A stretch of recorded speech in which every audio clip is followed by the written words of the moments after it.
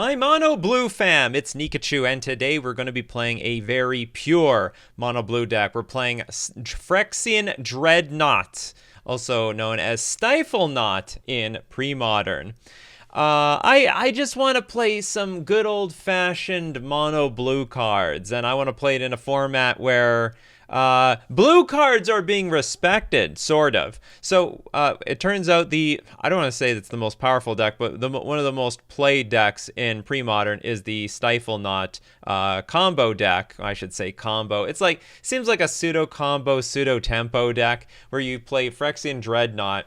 For 1 mana, it's a 12/12 Trampler. When it enters the battlefield, you gotta sack it unless you can sack 12 power worth of creatures, but that's not gonna happen here because we're just gonna stifle it for the stifle the trigger for 1 mana, which for counter target activated or triggered ability. So enters the battlefield, you counter it, and then you got a 12/12. And can your opponent deal with a 12/12?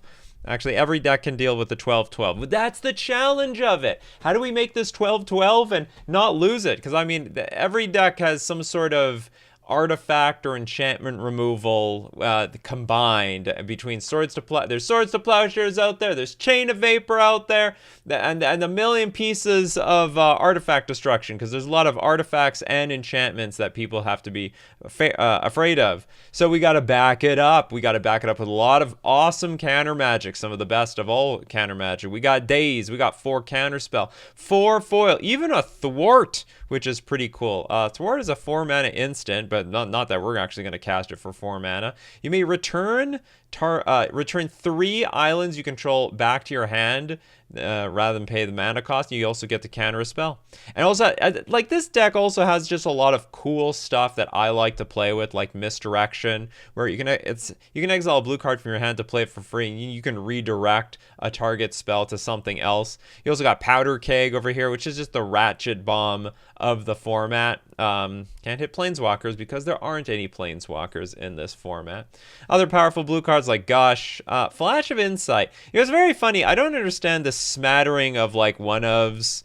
We got like 1 of Thwart, 1 of Misdirection, 2. Sometimes there's a 1 or 2 of in a lot of lists. By the way, shout out to Spock Vita Loca. I'm taking their list for the test drive. They got 2nd place in a Premodern challenge. And I like the list. For the most part, I like the numbers. It's a very clean list. We got 2 Peak over here. But yeah, Flash of Insight. It's 2 mana X. Look at the top X cards of your library. Put 1 of them into your hand and the rest on the bottom of your library in any order. I guess to give the deck a little bit more grind and a little bit more dig. I mean, there's a bunch of cards here on the sideboard. Annul, I can understand against maybe some enchantment decks. Also in the mirror match might be useful. Blue Elemental Blast and Hydroblast in order to defeat the Goblins decks and the Sly decks.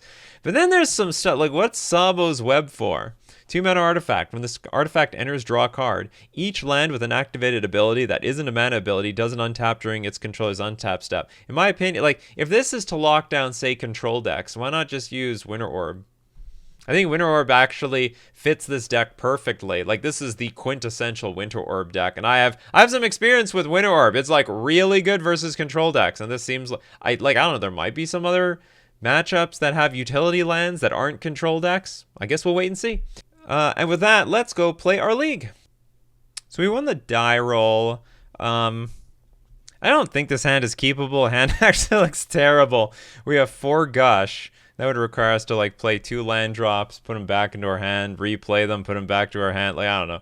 It seems like a terrible hand. I'm gonna mulligan.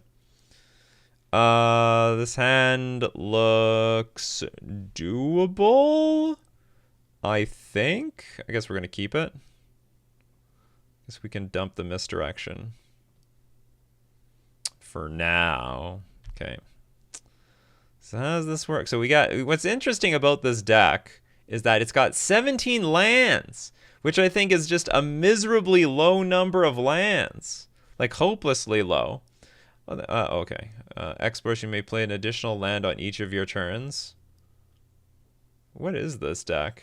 I'm not sure. I have a feeling I should daze this, because if I don't daze this, I may not be able to daze anything. No, I'm gonna let it resolve because I'm just like super far behind on mana. Like, we need to get Counterspell online. We need to get We need to get Counterspell online and then Flash of Insight online.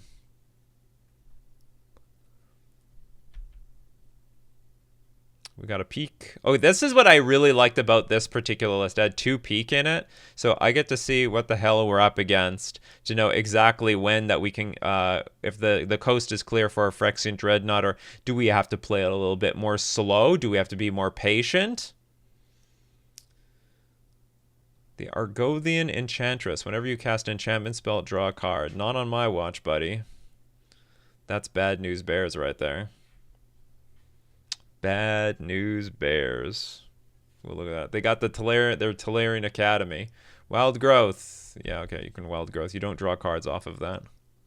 Not yet. Oh, you got Greedy. Oh, wow, the greed is crazy with this player. Get to daze the Enchantress's presence. And so long as we can hit all the stuff that draws cards, we should be like, okay. This is awkward that we have foil here. I'm sort of inclined to keep this land in my hand, but at the same time I shouldn't. So yeah, I'll just play it anyway.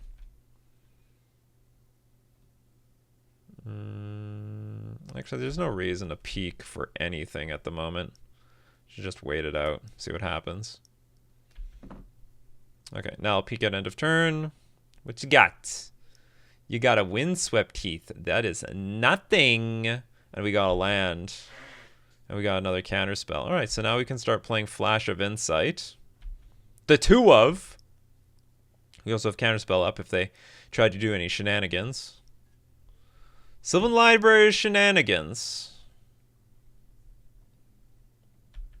Like anything with card advantage, screw it. Okay, so this is a classic spot where we're going to float 2 mana, we're going to cast Gush. We're going to draw a boatload of cards, and then we just replay our land as if nothing happened. We do get the Stifle. That's awesome. Okay, so we're going to play our Phyrexian Dreadnought.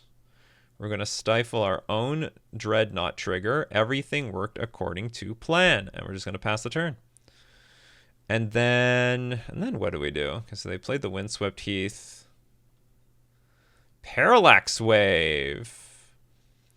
How do I want to deal with this? With the peak or the...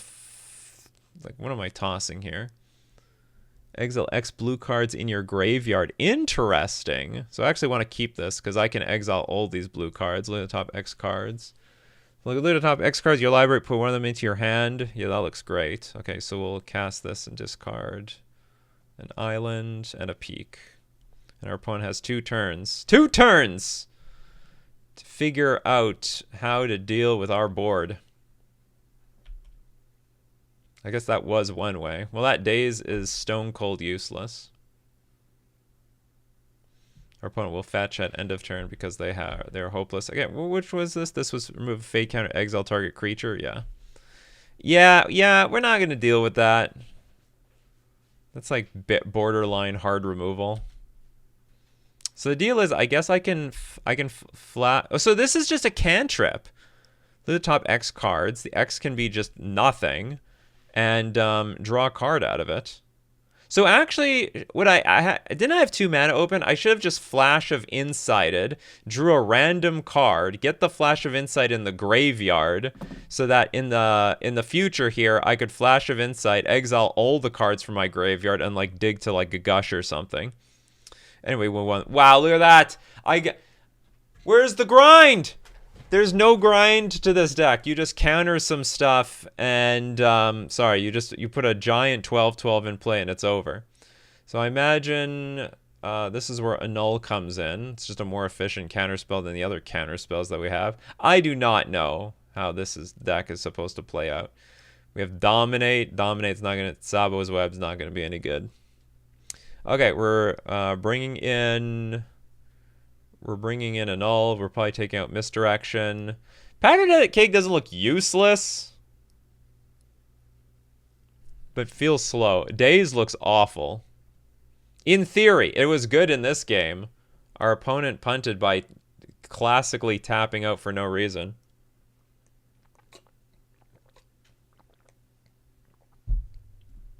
Oh, I mean, okay, do you know what? To our opponent's credit, it's only a 2 of. So, like, To me, it doesn't seem worth the risk. But maybe I'm wrong. They're playing around like more hard counter magic, like Counterspell, which we used one of. Or even Thwart if we got to a third island. Okay, I have to get rid of some stuff. Day seems pretty bad on the draw. But I'm not ready to get rid of it. Okay, let's get rid of a Powder Keg. We can get rid of... I can't get rid of Days.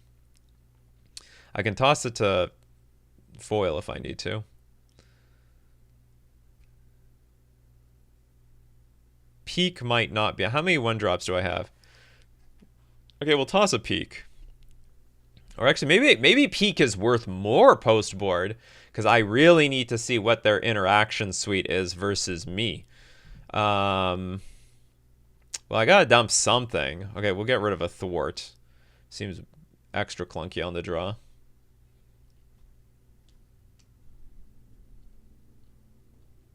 I'm just bringing in some annuls, you know. I'm bringing in some annuls. We've got a hand.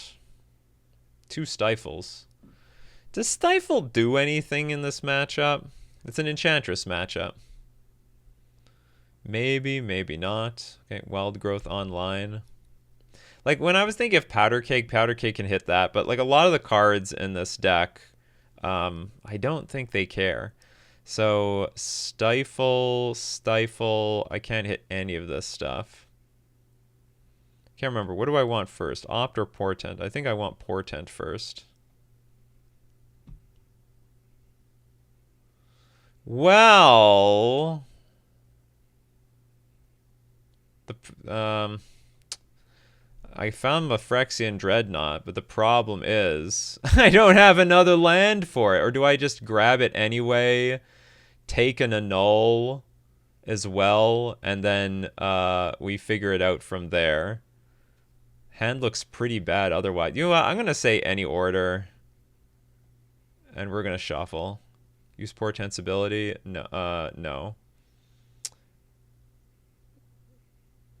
Oh, sorry. It's a ability to draw. Yeah, let's... you may have that player shuffle. Yeah, I want to shuffle. If there's any, like, Dreadnought players out there that know better, let me know. I mean, it's very possible I should be grabbing the Phyrexian Dreadnought and then figuring out my land later. But I'm like, if I can't get, like, to another island, like, what does my deck even do at this point? Or any point for that matter. There's Sanctum online, so any card draw engine here is going to be pretty brutal for us. Oh, that's interesting. Okay. That's good news. Oh, I guess not, because Sarah Sanctum adds 2 mana now. So it could be Enchantress's Presence or something. What is this? What's this gonna be? Okay, Enchantress's Presence.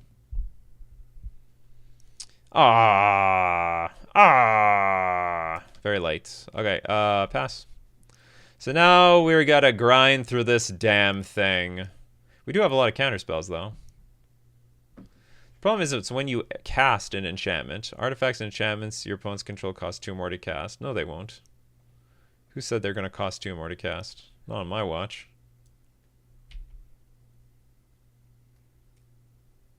Who said that? We have another Gush. Can I, like, peek for 1 more land? Or can I impulse for a land? Like, what's the best? So, like, what is the best way of doing this?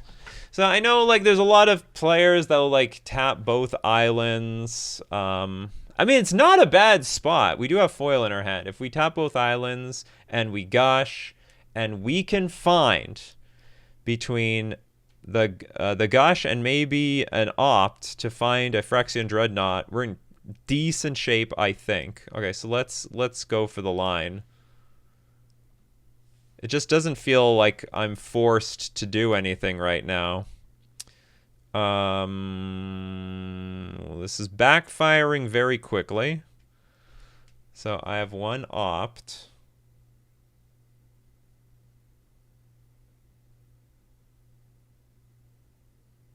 Could also Impulse. For the top 4 cards of your library, put one of them into your hand and the rest on the bottom of your library in any order. But then I can't go for it this turn. But if we brick on this, then we can't go for anything this turn. Well, I have regrets. I have significant regrets. All right, well then let's just play our Impulse. Because I can't really use my 1 mana. We don't find anything.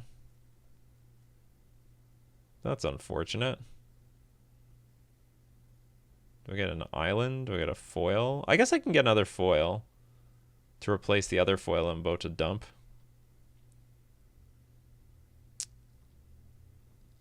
And we'll just pass the turn. In absolute shame.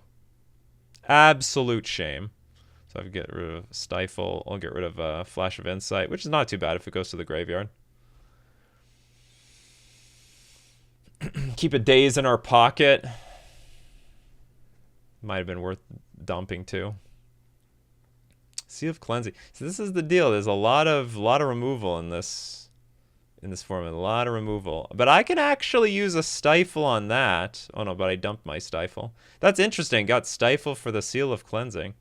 Okay, let's counter this then. Throw away my Daze.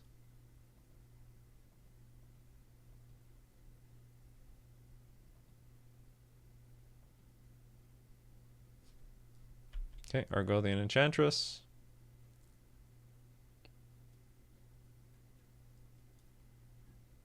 If I were to take my whole turn back, I just shouldn't have gushed. I should have just played passed the turn with 2 blue up and played Impulse and then figured it out from there. So that if my opponent does anything, then I can gush on their turn and like maybe foil. Solitary Confinement. You have Shroud. Prevent all damage that would be dealt to you. Maybe this is a good Powder Keg matchup. Or maybe not. They can still destroy the Powder Keg. So, well, I gotta get rid of that thing too. But then I'm gonna have nothing. My opponent draws 2 cards out of the deal here. It's 2 more cards than I want my opponent to draw. I'm getting buried here. And doing what? It's conceit and shame. I don't like how I played that game. I don't like how I played that game at all. Is there anything I want to change? No.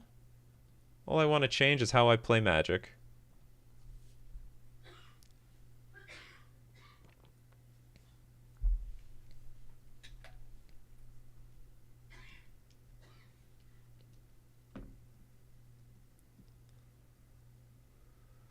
$17 lands. It seems like so few to me. I mean, it's just crazy.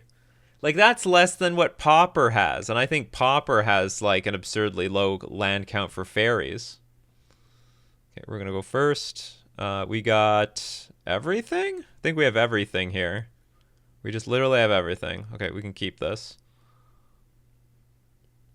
The only thing that we need more of is protection, so maybe we can find that protection with our Portent. Not really, but do I want any of this stuff? There's a Gush. There's a second Phyrexian Dreadnought. Actually, yeah, we could take everything because there's a second Phyrexian Dreadnought, and we do have Vision Charm. So okay, we'll keep it all. We'll keep the lot. So how do I order this? Can't play both of them at once. Oh, I do need the land. No, I don't need the land.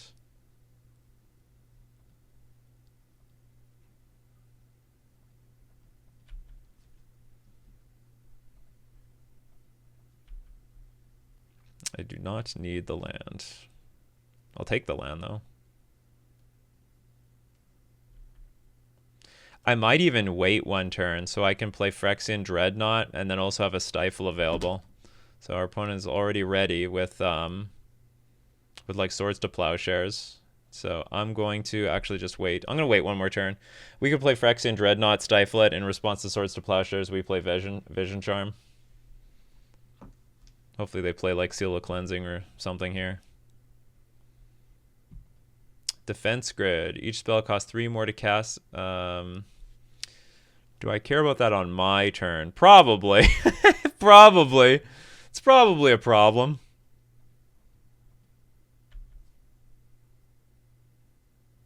Okay, we'll get one of these guys. So I guess it's, well, it's hard to tell which one's more important. You know? What do they have more combinations of Seal of Cleansing, which would mean I want to keep this, or do they have more combinations of like Swords to Plowshares? I don't know their list very well. In fact, I just don't know their lists. Because Vision Charm, choose one, you can phase your artifact out.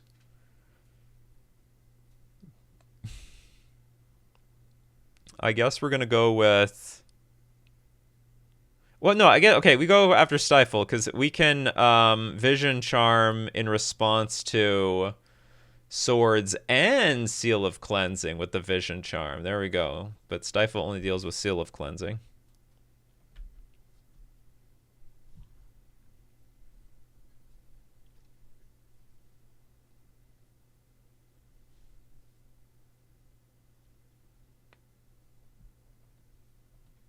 Bring it! Enchantress deck, bring it. What the hell is this anyway? The Phyrexian Dreadnought. Players can cast spells and activate abilities only on their turn. I don't really like the look of that card either. Okay, so how about this? We're going to return to... They're setting up something big, which is the awkward thing. They're setting up something huge. Just absolutely huge. Okay, so I got 2 Vision Charms. I got an Opt. Let's Opt. I got an Impulse. Let's put the Impulse on the bottom. Okay, I didn't find anything here. Okay, that's going to resolve very, very unfortunately.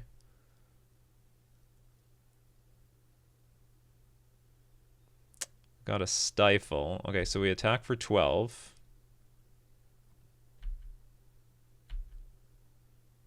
Oh, you know what's interesting here? Can I just Vision Charm this and then they can't do anything about it? Right? Or no, I can just put the second Dreadnought in play because like players can't cast spells and activate abilities. Players can cast spells and activate abilities only on their own turn. All right, we'll deal with this Phyrexian Dreadnought then. Okay, we're gonna target artifact phases out. It'll be this one. So you have to deal with both of these artifacts. One of them you can't even deal with on your turn. Oh no! Oh no! Oh no! This must be such a noob mistake. Oh, the trigger still happens. Cancel. Oh, it worked? Oh, okay. Oh, that was scary for a sec. That was so scary. It's like you have to pay this thing no matter what. And you know what? You have a 12/12 in play. No, okay, so I just declined to pay, and the Phyrexian Dreadnought that was supposed to be sacrificed just isn't getting sacrificed. So they probably have enough resources to beat my one Phyrexian Dreadnought. I don't know about the second one. So they're gonna do their best job. Oh, they might get Solitary Confinement out. If Solitary Confinement hits the battlefield, that could be a problem. I shouldn't say it could be a problem. It will be a problem. But they're mana short here. I mean, there are a ton of mana shorts. Okay, whenever you cast a spell, draw a card. So now you're at... What do they do?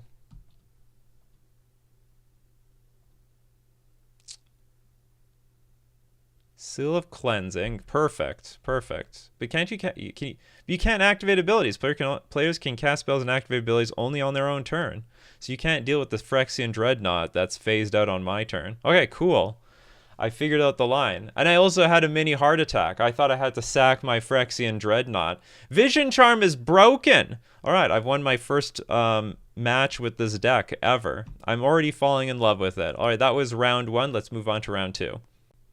Round 2, we won the die roll, so it's a good omen for us. We have a hand, we're going to keep it.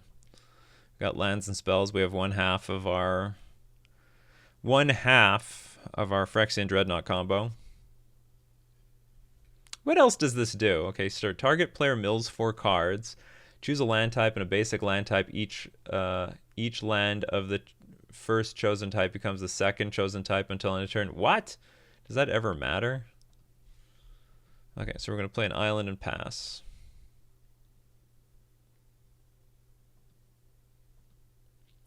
You're going to play a forest and pass. Are we up against the same deck? Or is this going to be like Elves or something? Okay, what's up? Reveal yourself. You are an Oath deck with 2 Swords to Plowshare and a Diabolic Edict and a Seal of Cleansing. How do I win this? How do I win this? This is impossible. Oh my god, this is going to be rough. Okay, there is one good piece of news, though. If we don't put a creature in play, then this Oath of Druids does nothing. Okay, that's the only good news. So we have a long time to set up the appropriate board with like thwarts and foils and everything. All right, so here's a Seal of Cleansing, which we can let resolve because we do have Stifle for this, right? I could impulse. Yeah, I guess we're going to just impulse after this because I can beat the Seal of Cleansing with a Stifle, sort of. And a Vision Charm. Well, there's our Phyrexian Dreadnought. Do I take that or an island?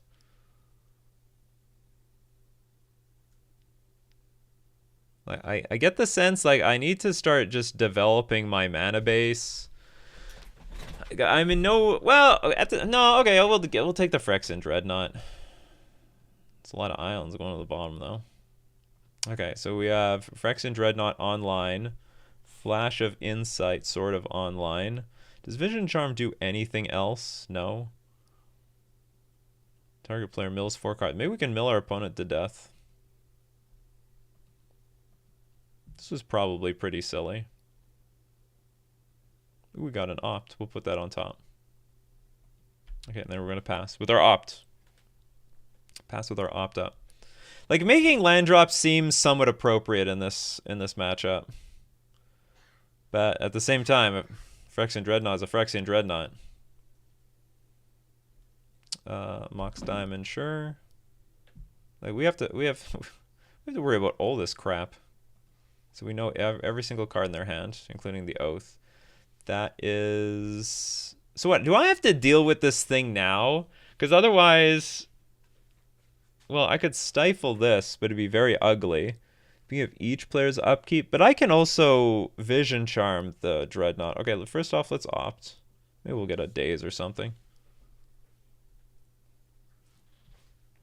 Got a Vision Charm. I regret not taking the lands. Okay, Oath of Druids is going to resolve.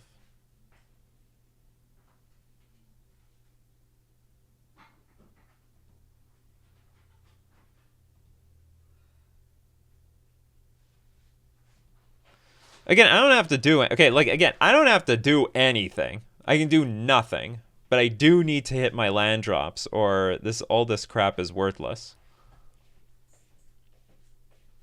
Probably what I'm going to do is I'm going to, like, tap out to play Flash of Insight for nothing. Just to hope to hit a land. Or we hopefully we hit one more land. We don't. We do hit a Phyrexian Dreadnought. So I could go for double blue Gush, play the Phyrexian Dreadnought, play a land. We stifle it. They're going to go for the Seal of Cleansing. No, they won't go for the Seal of Cleansing. They'll wait on their turn for Oath to trigger. Huh. Well, that's no good. Okay, let's cycle this thing for the best. I'll cancel. Do I really want to do that? I could play the Phyrexian Dreadnought. And go Vision Charm. Yeah, let's do that. We'll play one Dreadnought. And what, I have a foil in my hand. Maybe that'll even be useful somewhere. Seems like a big waste, though.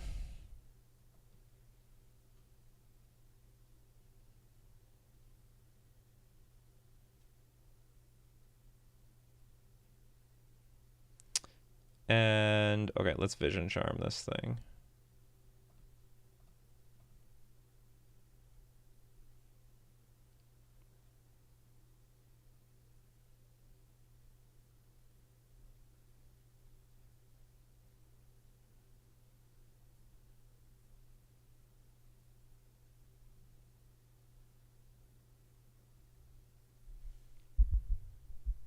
They're considering their options. And I guess the one thing they're considering is if they play Seal of Cleansing and we have an answer, which we do with the Stifle, then what ends up happening is I won't have to discard to hand size because I'll get down to 7 cards. Oh, they have the Mox Diamond. I'm stupid. Exile target creature. Well, in that case, we got to fight over this a little bit. We're going to fight. Oh, we can actually foil and discard the Flash of Insight. Okay, let's fight. Fight, fight, fight, fight, fight. Get rid of Flash of Insight.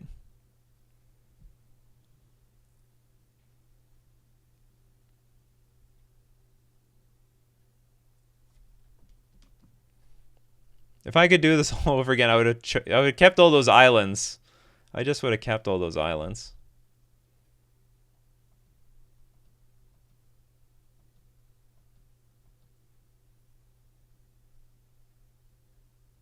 Okay, so they got rid of swords. They have rid of Oath. They have another swords and a Diabolic Tutor, which I also can't beat.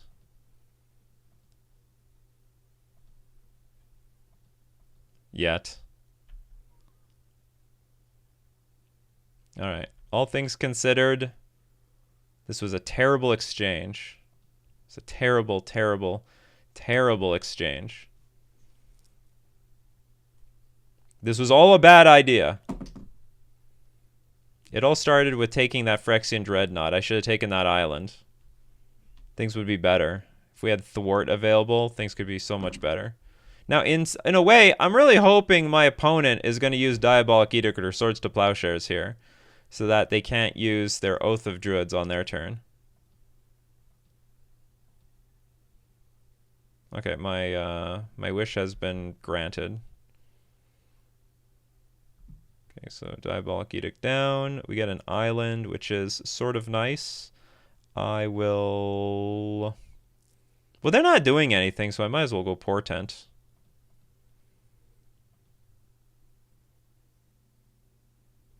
Find another counter. We have a lot of counter. I sort of like what I see. Even though I don't know if any of these cards are doing anything for me. You know, I don't... do I care? No, you know, maybe I'm going to shuffle it all back. Any order. Use Portent's ability, sure. Because what it comes down to is I need to draw into, like, more... I need, like, more gushes. So, like, I could use more gushes. I could use more lands to get Thwart online. There we go. Although Thwart, I would say Thwart and Gush are sort of a nombo. Let's add some mana. Let's gush it up. Replay a land.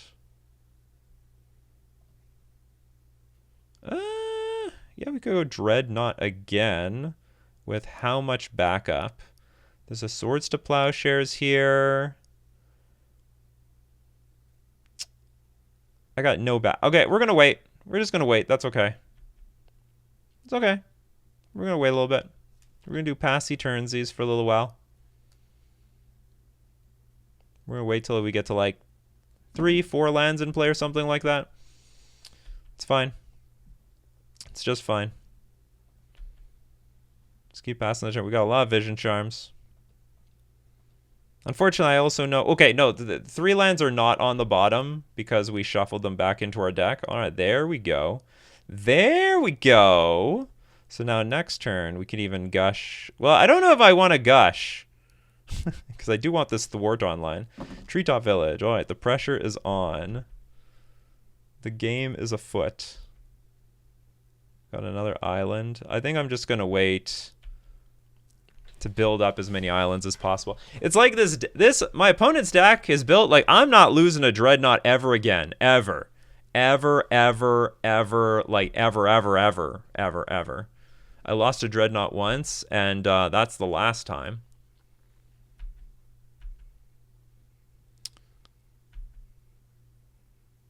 Cool, we keep drawing lands. I could not be happier. Uh, but okay, we'll wait one more turn. So like we're in a position where we could play a land. Just trying to think. Next turn, gosh, replay land. We can thwart, but we can't have counterspell up at the same time. Or I can go Dreadnought now. Vision Charm. I do want a Vision Charm because I don't want Oath to trigger. And then we can also go counterspell and thwart. That actually seems good. And like, what else is in hand? There's still a Swords in hand. Yeah, we could deal with that. Okay, so let's go with this. And then we can gush on the following turn. Okay, so we're going to Vision Charm. The artifact is going to phase out. And we have a lot of mana for all sorts of crap here.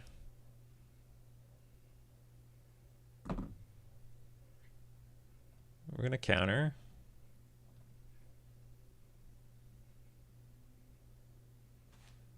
Okay, our artifact phases out. In fact, we might even phase it out again. You want a Swords again? Okay, we're going to thwart.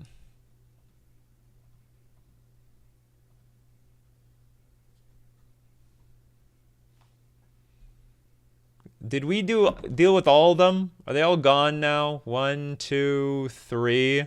A lot of them are gone.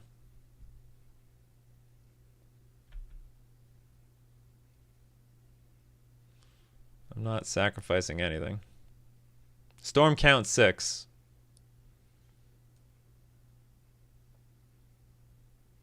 The Singular Swamp is out now. Now the Treetop Village buys a turn. Funny enough. Because I attack. They get hit for 9. It's funny, I can also Vision... It's funny, you can use Vision Charm offensively too. You gotta be kidding me! You have got to be well, yeah, I guess they're not kidding me. Okay, we're gonna target artifact, phases out again. Okay, there's no more. That's the last. That is the last one. Okay, it's not the last removal spell. Destroy target creature with mana value 3 or less. It can't be regenerated. Okay. This is what we set ourselves up for, though. This is the game we're playing. Okay, we got another counter spell. We're just gonna pass the turn, I guess. They still got nothing. But we got nothing now. My biggest problem is we lost all our Vision Charms. There's not many Vision Charms left.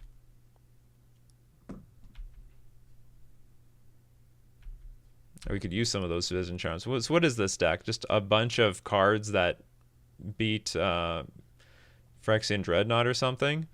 I have Stifle for this, but I don't want to use it on that. Well, we have Flash of Insight in the graveyard. So we could use that thing to... Do I use that at end of turn? Do I use that now? Flash of Insight, and the X is exile X blue cards from your graveyard. Look at the top X cards of your library. Put one of them into your hand, the rest on the bottom of your library in any order. So I float to play that, dig through my deck, but then I can play Dreadnought, no protection, so I'm just going to pass. I think that's the idea. I could even gush on their... No, I don't want to gush on their turn. This is pretty cool. This is the coolness of Premodern.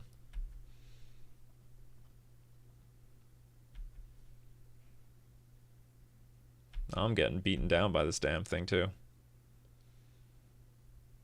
Oh no, there's a second one. The heat is on. A second Oath. How badly does that matter? If that triggers twice... My Dreadnought extra sucks. Okay, so let's Flash of Insight. What am I looking for now? Like an actual counterspell?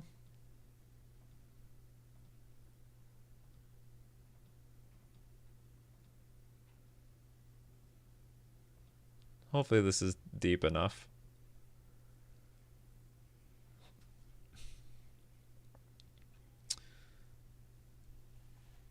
None of this stuff is useful to me. Oh, Vision Charm is useful. But it's only useful one turn. So it's like at the beginning of each player's upkeep, that player chooses target player who controls more creatures than they do and is their opponent. They can reveal cards on the top of their deck until they reveal a creature card. And they put some gigantic creature equal that's as big as the number of lands in their graveyard or some crap like that.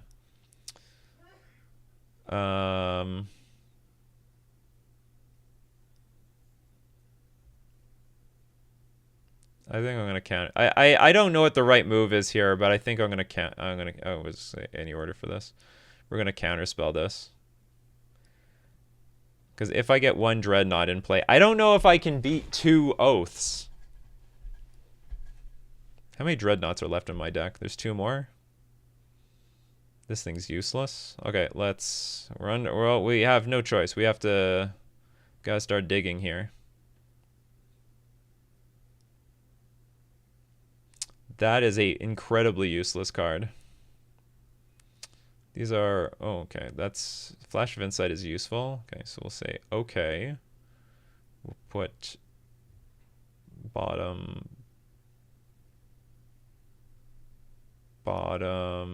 top. No? Or is that just stupid? Maybe that's just dumb. I'm just cantripping into an island, and I'm going to be down to 5 life, and I still have to beat the Oath. We're learning, people. We're learning.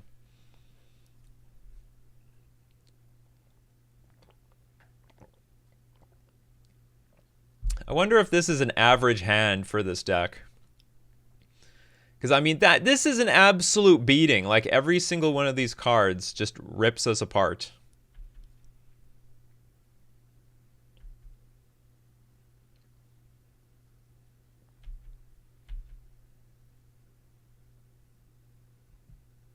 Alternatively, we could counter the trigger on Oath a few turns if we get the option. Okay, what do you got? What do you got in your hand? Better be nothing. It is absolutely nothing. All right, let's play the Flash of Insight for nothing. Draw our island. Okay, take our turn. We drew another island.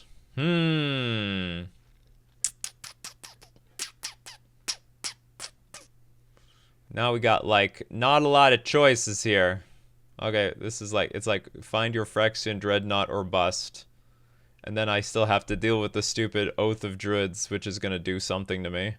Something evil. Alright, we found one Phyrexian Dreadnought. Let's go! This can be any order. 3rd Phyrexian Dreadnought.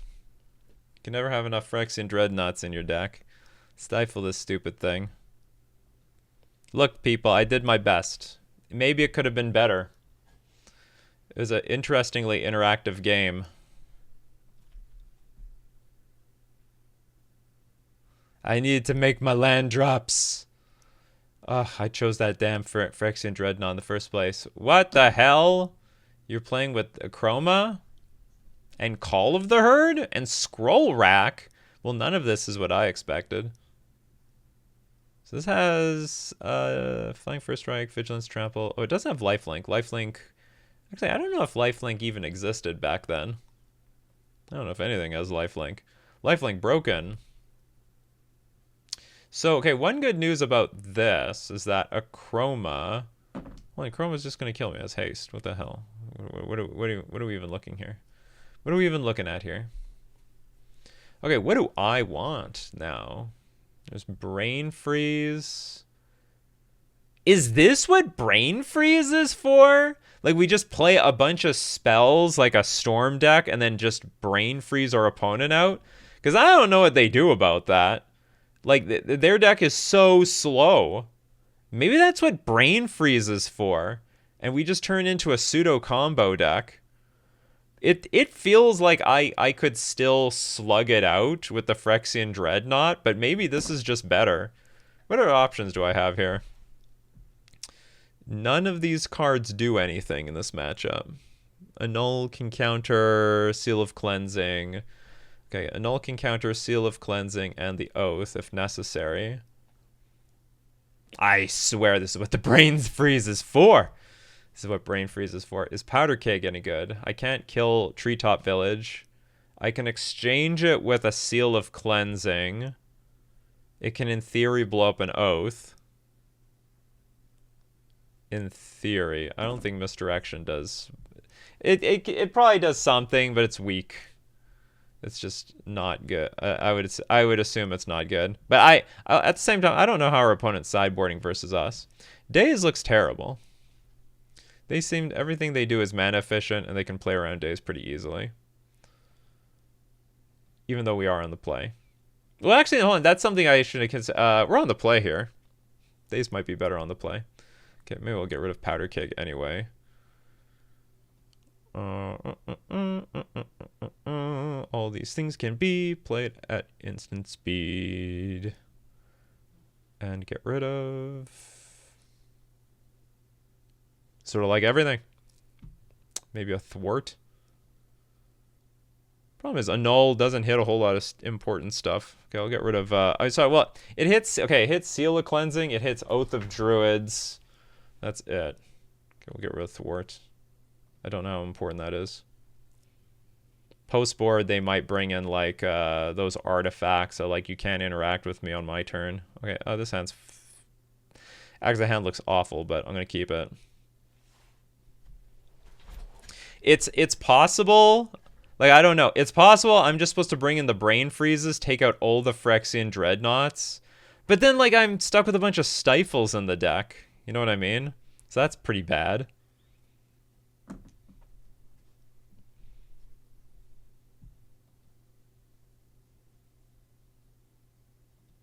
Like, there's a lot of ways this can go wrong.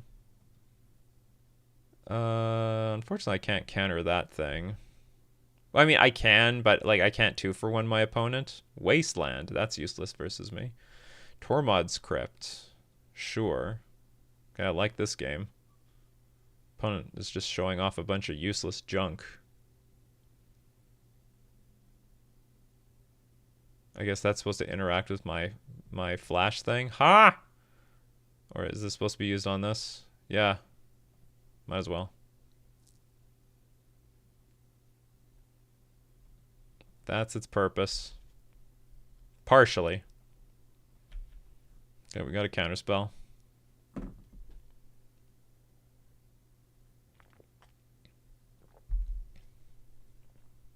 Powder keg. Maybe I'm supposed to have powder keg to defeat the other powder kegs. Well, we got to counter that too, I guess. A lot of must-answer cards here. Yeah, powder keg's not bad versus Phyrexian Dreadnought. Now what? You got something else? Okay, let's Portent.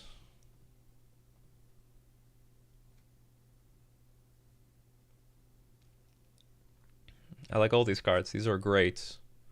Let's start with, I guess, guaranteeing that I draw the island.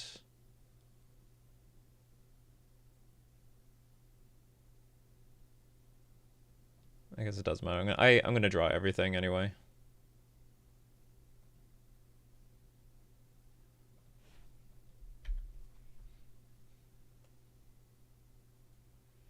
I will draw everything. I'm a bit concerned they might play Oath here, but whatever. I mean, if they play Oath, then we just got to play a slower game. Okay, we'll take a peek, see. How much interaction do you have this game? You've got Swords to Plowshares and an Undiscovered Paradise, so not nearly as much as than in the last game. And then we can take a peek again.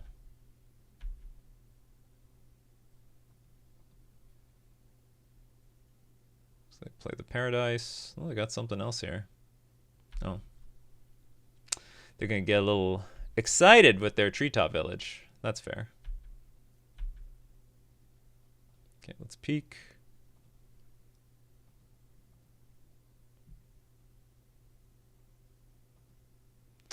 You got a Smother. Okay, so you have 2 pieces of removal now. And I have another Phyrexian Dreadnought. And more Gushes. So I lose this, add 2 more cards. I gotta start grinding through these things, right? Since I have more Phyrexian Dreadnoughts in my hand than I would like. So I guess we have to start just playing them. Hopefully we draw... did not really draw what I wanted to draw here. So I'm going to play a Phyrexian Dreadnought. They're going to play Smother. Or maybe I can just play Opt and then draw into something.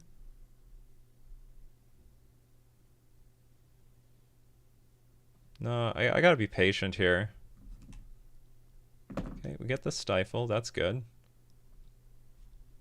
Oh, so we can play a Phyrexian Dreadnought now, because they don't have the mana for everything.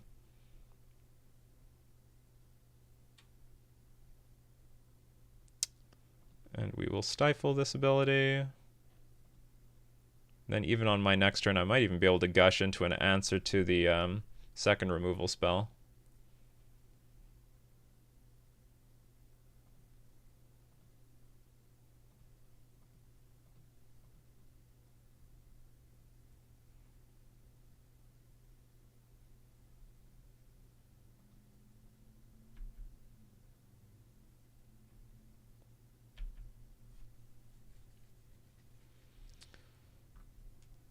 So how many cards did we spend? We spent 3 cards, and they are expected to spend 2. They do win on card advantage, but we do still have another Phyrexian Dreadnought. I guess the answer is just let this thing die. Oh no! What is with them in drawing all these damn swords to plowshares? They still have Smother in hand. I mean, okay, we should actually just let it resolve. It gives us more turns versus Treetop Village. Oh, we got a Brain Freeze.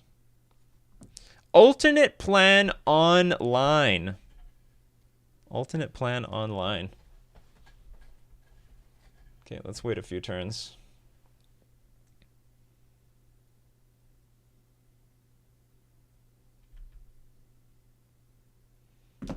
What's the storm? It's target play mills 3 cards. So if I can play something like 15 spells in a turn, we can beat our opponent. Maybe, probably.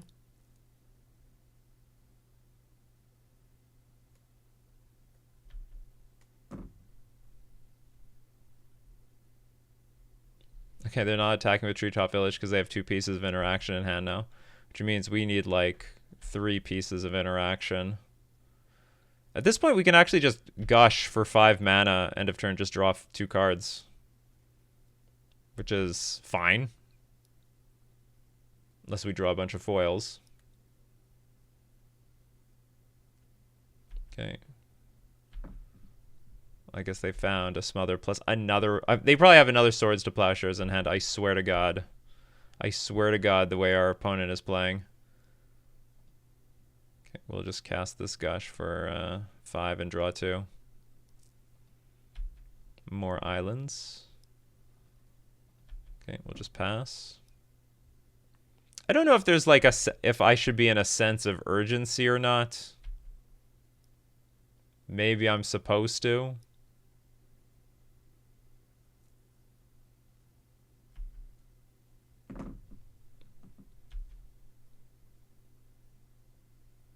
Interesting about the Tormod's Crypt, because they can't really interact with the Flash of Insight. If I play Flash of Insight, it goes to the graveyard. I'm going to have priority. I'll play Op first before I play Counterspell. We got a Stifle, which protects 1 Dreadnought. Yeah, we have to put that on top. We do have to counter that. Or it brings a Chroma and very nasty things.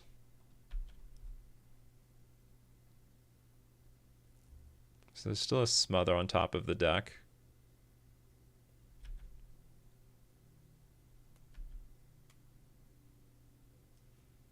7 more turns for us to make a move.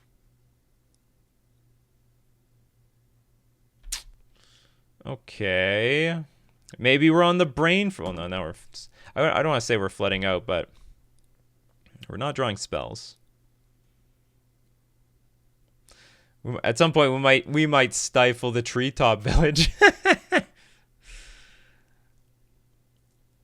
Come on, they have 39 cards. I need to play 10. Okay, I need to play, what, 10?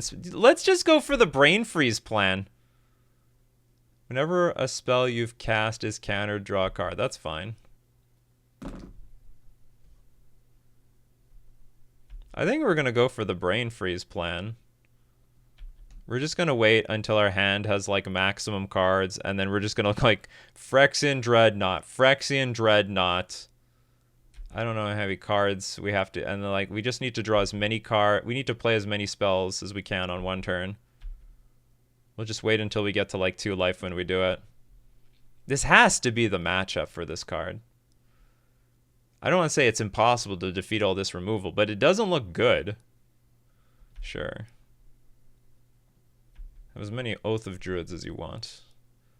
I do have to be careful. 1, 2, 3, 4, 5, 6, 7. They're very close. Oh, we have 2 brain freezes. Sick. Okay, I think... Okay, a Chroma can attack for 6.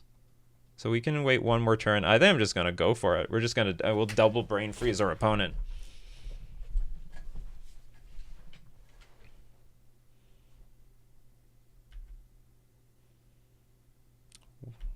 I assume Portent will draw us into another card. Actually, I can wait 1 more turn still. We have 1 more turn, because a Chroma can come out and still hit me just for 6, and I go to 2. And then our opponent goes down to 36 cards, and I only need to play 12 spells? Or no, I don't even know what the math is, because we have 2 brain freezes. They'll combo off of each other. No! I had to do it. Maybe I had to win last turn, and I'm just stupid. I didn't even calculate it. Well, that sucks.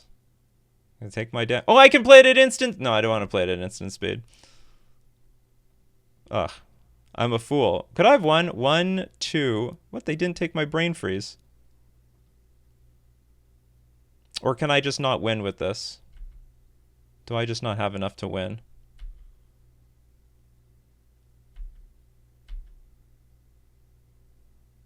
Okay, let's see what happens. Oh my god, that was like the best card ever. Okay, we'll start with Portent, I guess.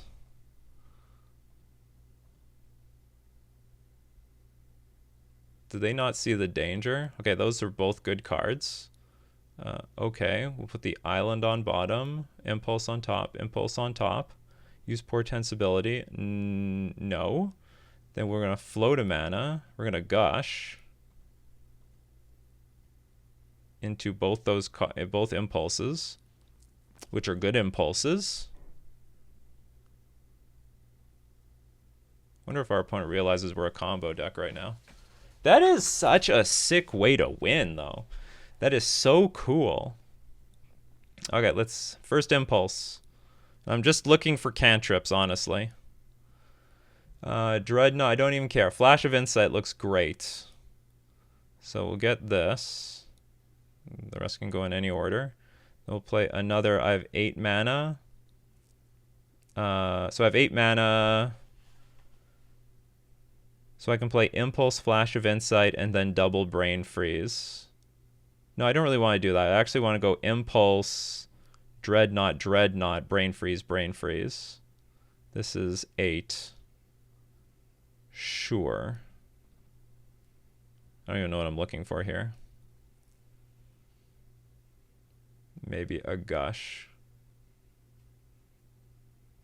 for an extra card. Storm count 4. You better believe it, baby. I'm a storm deck now. I got foil too. So I can go double spell. We can go Dreadnought, Dreadnought. Whatever. I'll go Flash of Insight for 2 mana. No. Cancel. Can't do that. 6 mana left. Okay, we'll just go Dreadnought. Yeah, I need the 4 mana for both Brain Freezes. This is it's mono blue. I'm mono blue Storm now.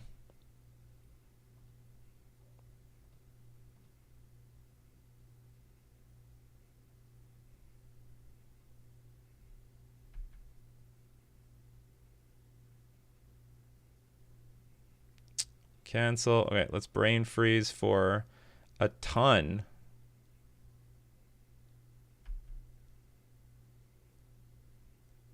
They could have taken 1 away. Remember, they could have taken 1. So, hon, is there something in their... Oh, I bet there's something in their deck that will Is there something in their deck that will reshuffle everything back in? Which means I needed, like, Stifle in my deck. Let's see. Is there anything... Yeah, yield to all. Oh, there's this one card. Okay, hold on. Okay, yield to all.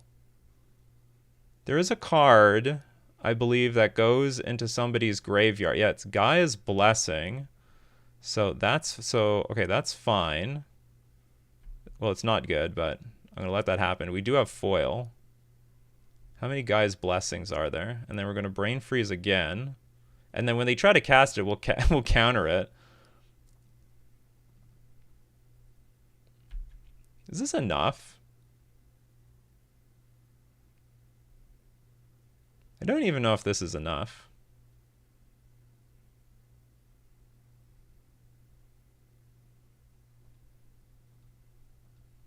Okay, let's see. This is an interesting game of chess that maybe I'm losing. This will put their number of cards in their deck to, like, basically nothing. This card's put in your graveyard. I see. So I needed Stifle. I understand. Okay, very cool. GG's. Okay, so what I probably had the win, but I just needed to Stifle both of them instead of grabbing, like, a bunch of junk. Very cool. Very risky on our opponent's part. Shouldn't they, like, really take one of our, like, Brain Freezes and make it, like, really hard to win? Because I saw the objective at that point is I need to play things like Flash of Insight. I could set up one more turn where I play, like, Flash of Insight and look for... I don't know how many those they have in their deck. The Gaia's Blessing. But let's say it's 2. If it's 4, I'm screwed. But let's say it's 2. I could look for 2 Stifles and make sure I stifle those effects before they actually win. Anyway, that was a very cool. I think this is a very cool sideboard plan. Very cool and very heads up for my opponent to have the whole thing covered, everything. I can't win via Stiflenought. I can't even win versus the storm thing. Okay, so anyway, that was round 2. Let's move on to round 3. Round 3, we lost the die roll. Don't really like my hand, but I don't have a really good reason to get rid of it. 4 lands. Maybe Op can go find me something. My opponent says Fish fan member here. Nice. We have City of Brass. Not gonna be any fish here today. Other runes. Target creature gains control. Target creature you control gains protection from the color of your choice until end of turn. Well, unfortunately for them, Phyrexian Dreadnought doesn't even have a color. Okay, so we got a Stifle. I'm just gonna pass. I assume our opponent also has things like Swords to Plowshares. I don't even want to do anything. All right, opt. Into an opt, I'll put it on top. Let's cantrip away. Vision Charm. I am not ready though. There's definitely some shenanigans here. All right, there's definitely shenanigans. Let's wait for some backup here. So actually, Vision Charm is the backup, though. That is some good news. So we can go Stifle the Phyrexian Dreadnought in response to removal Vision Charm, but let's get even more backup. That's more backup. I like that, especially in combination with Gush. Another Phyrexian Dreadnought. Is now the time to go for it? I go Phyrexian Dreadnought. We'll wait one more turn. Because we have one more land drop to go. And then in the future we can still gush. And then foil. And not, like, lose our shirt. What the hell is this? What's going on here? Maybe they have their own counter spells.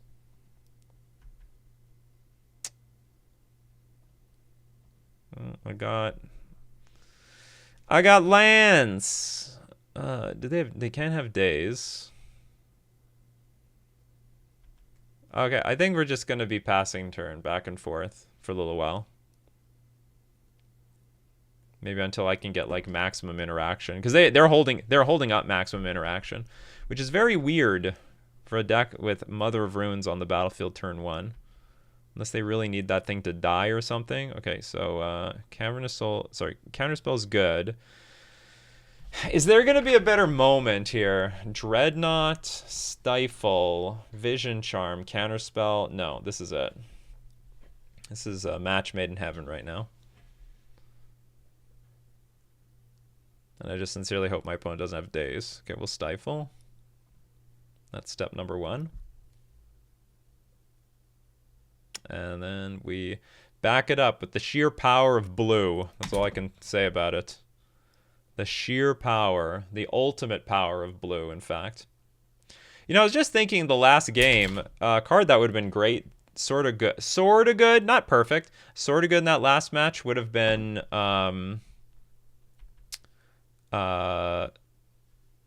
maybe Winter Orb to slow down my opponent's mana. Okay, you took a damage. Am I allowed to stifle this? Or are you just letting it resolve? You want to... Okay, you're going to take a second damage. Okay, that's on the stack. That resolves. I'll pass priority. I'll continue to pass priority. A third mana. The hell is this? Absorb. Counter target spell. You gain 3 life. Well... Nah, I don't really want that to resolve. Even though the 3 life doesn't matter that much.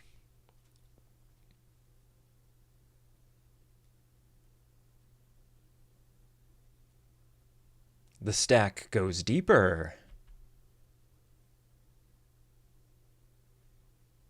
They had a mana leak. Interesting. Okay, so that's good to know. In the future, I just need to hold up a bunch of mana and we should be good to go. I should... If I keep the Vision Charm, I can have 2 Phyrexian Dreadnoughts. My only concern is I don't know what I'm supposed to counter here. Okay, so I guess I'll counter the mana leak. I'm just paranoid. Like this foil is more versatile. It can counter anything, right? This Vision Charm cannot. Yeah, maybe that's just right that we just Vision Charm this thing anyway. Let Absorb resolve. Our opponent goes to 18 life. Not a big deal. And then I can foil anything.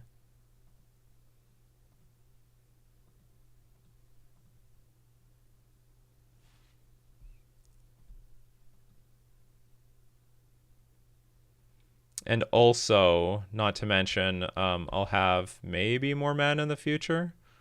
I will not pay. So like, oh yeah, so we can dodge the dodge mana leak in the future. And then if we can, if the opportunity arises, if this opt can find like a Stifle or something, I'll play the other Phyrexian Dreadnought.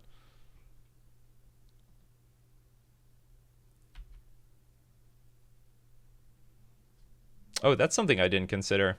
Vision Charming back then is good because now we can play foil.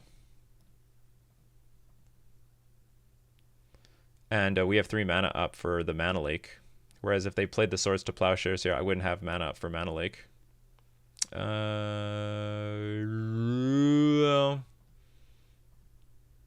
Let's opt in response to that counterspell. Island is no good. Put it on the bottom. We got a peek. Okay, let's peek at our opponent's hand. What are you doing?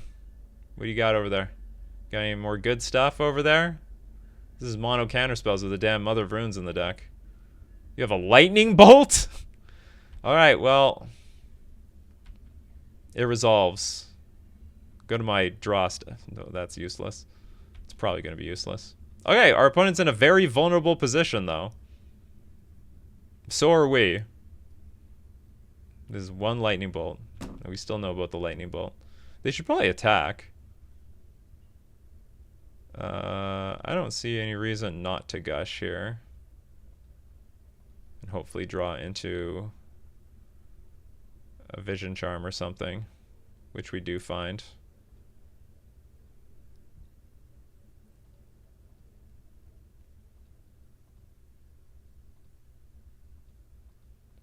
I was also thinking in that last match, I saw a few lists play with Morphling in the sideboard. Oh, I don't know if Morphling helps very much against Oath, though. You just but you have to just deal with the Oaths. Like, but it gets around like a lot of other stuff. Like, you can't smother it. Like, all the removal is useless. You just have to deal with the Oath of Druids, and then that's all. All right, fetching to thin the deck. The heat is on. The pressure is real.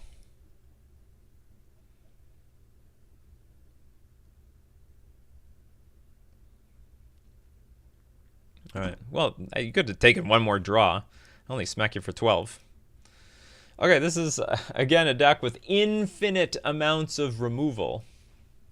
Maybe not infinite, but a lot. And a lot of counter magic. Do I have other cards below here? I got a Tsabo's Web. But we didn't see any lands. Oh, was I supposed to bring that in versus the other deck? Each land with an activated ability that isn't... Oh, I was supposed to bring that in versus the... I think it was hidden. I couldn't... I couldn't see it. Well, I gotta push everything down. I couldn't see my Tsabo's Web. I definitely was supposed to bring that in versus the Oath deck. Screw over that Treetop Village. Force my opponent. Yeah, that would have been great. And then all I have to do is protect the Tsabo's Web. I don't even know how my opponent wins. Oh, I guess it turns into a grind where I counter... It becomes a huge counterspell grind where, like, I counterspell the Achromas and then the Gaia's Blessing. I have to counter the Gaia's Blessing or something like that. Big grind. Interesting. Anyway, that was supposed to side in. Okay, what did side in here, though? I don't even know what my opponent's win condition is. I just saw a bunch of Jeskai cards. I would imagine a null comes in to hit Seal of Cleansing. Maybe Powder Keg. Maybe not Powder Keg. They played with Mother of Runes, for crying out loud. It's like they hit their entire... I get a sense it's a creature deck. Like, it's probably a creature deck. It might not. Could be just Mother of Runes, chump block creatures, give pro red. That's possible. Well, let's do what we did in a lot of other games. Let's bring in the Annul. Because they're going to bring in some sort of... They'll definitely bring... They'll bring in Seal of Cleansing. Probably. Let's get rid of Powder Keg. Misdirection maybe has some potential. But I don't know any of the other creatures in the deck. So we'll take it out. Daze is always weaker post-board. Also weaker on the draw. Oh, wait a minute. Blue out. Let's bring in one Elemental Blast. Because apparently there's... There are red cards. Do I care about the red cards? Maybe. Maybe. They might have win conditions for red. They might also... No, screw it. Keep it Daze. I might be totally wrong about the Annul thing. I just don't know what's in their sideboard. And not a clue. I got a bunch of blue cards I'm going to keep.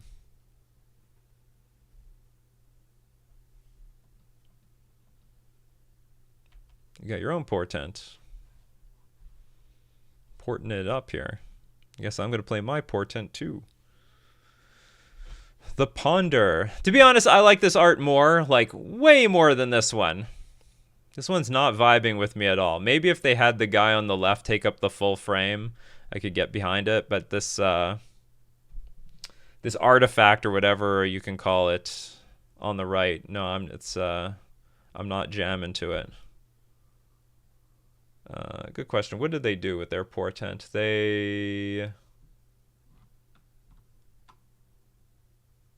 They skip the draw.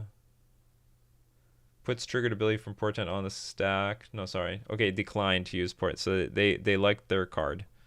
The card was good. Me, on the other hand. Oh, I bet they have Meddling Mage in their deck. A null. I don't even know if that's good. I'm just going to shuffle this. Or do I? Do I want the lands? No, I have 3 lands already. Let's just go any order and shuffle. Too many lands.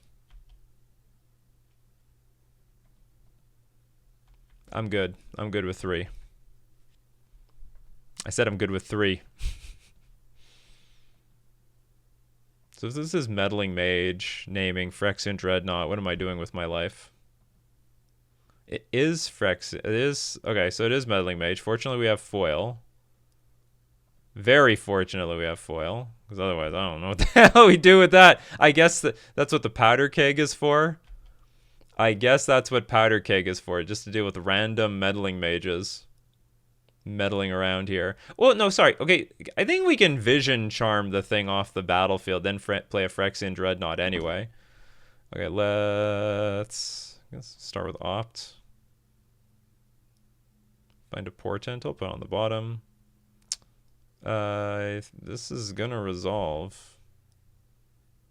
So now, I don't know if this interaction will work, but I'm pretty sure we can Vision Charm this thing off the board.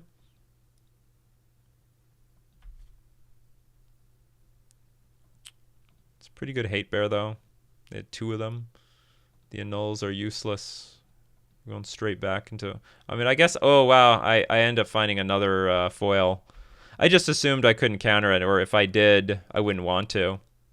I would have done that, actually. We'll just land pass. Not in the worst spot. Not in the best spot. It's certainly not good that there's a grizzly bear clock coming down at us.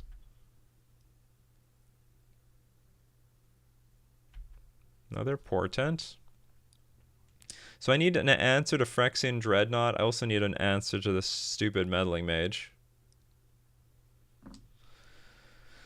It all starts with a wonderful vision.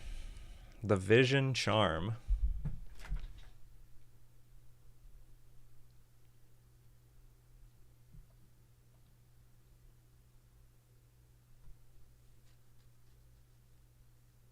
I have to fight through the counterspells of my opponent as well. Well, after this game, I'll have a better idea how we really should be sideboarding.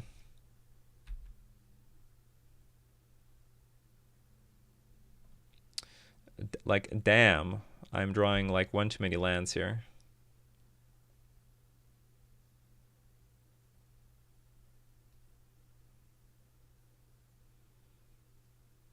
It's important to note they have Mana Leak or Counterspell in their hand because they're always holding up 2 mana. Was this going to be another Meddling Mage? Okay, so... Put 2 lands in our hand. Maybe it's Mana Leak. I'm just going to cast Discard 2 Islands. So we found our Phyrexian Dreadnought enabler, but I still need to find something for this Meddling Mage here. Oh, we have found a reason to bring in the blue Elemental Blast because they've got Pyroblast. So the hell is this gonna do? Is this one gonna hit Vision Charm now?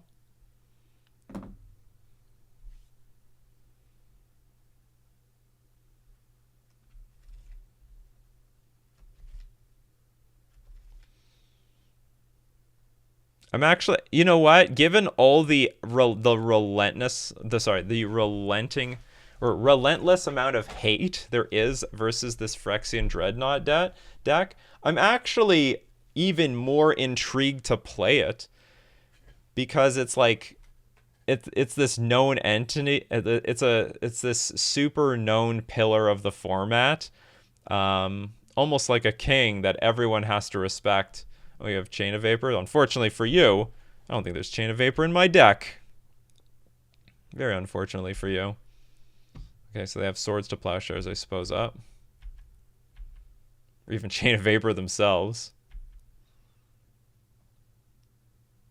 This deck is like just built to beat me. Which is fine. I'm up for the challenge. Which makes me think like this type of deck should have even more of a transformational sideboard. Like maybe the deck should even have like 4 Brain Freezes in the sideboard. Lightning Angel. Okay, I definitely sideboarded. Okay.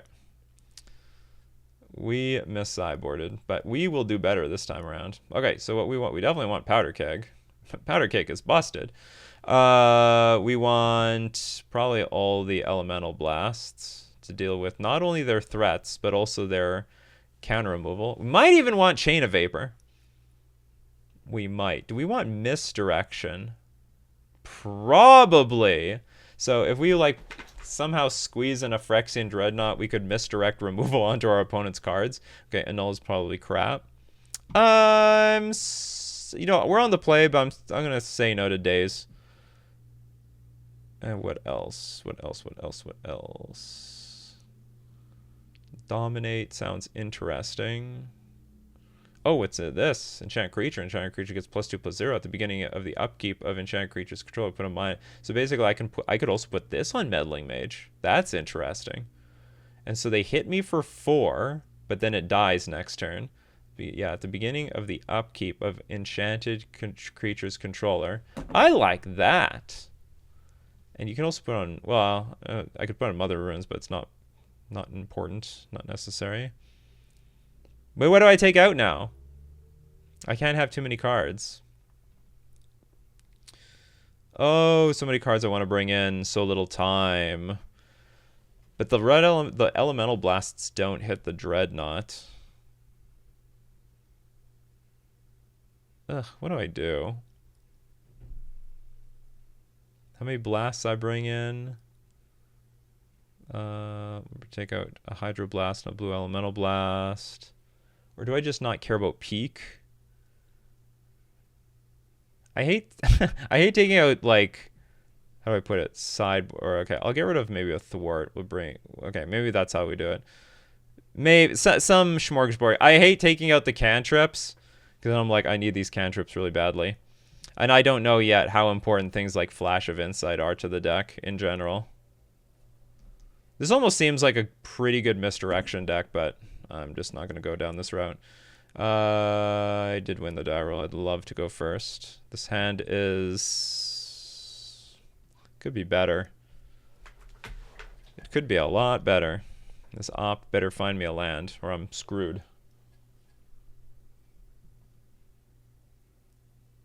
Needs to find me a land or a cantrip. His hand is slightly greedy.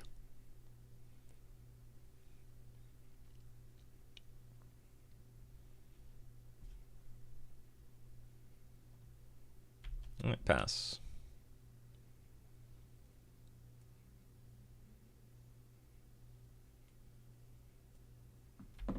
Oh, this Mother Runes. Yep, that's fine. Card seems utterly harmless. Well, actually, it's not harmless because that actually plays around my Essence capture. Okay, I'll put this on top, draw it, because I probably desperately need the cantrip if I don't hit my island here.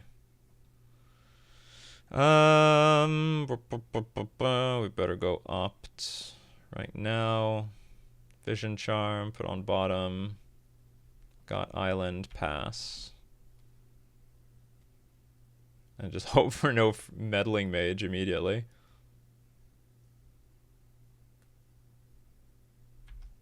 Okay,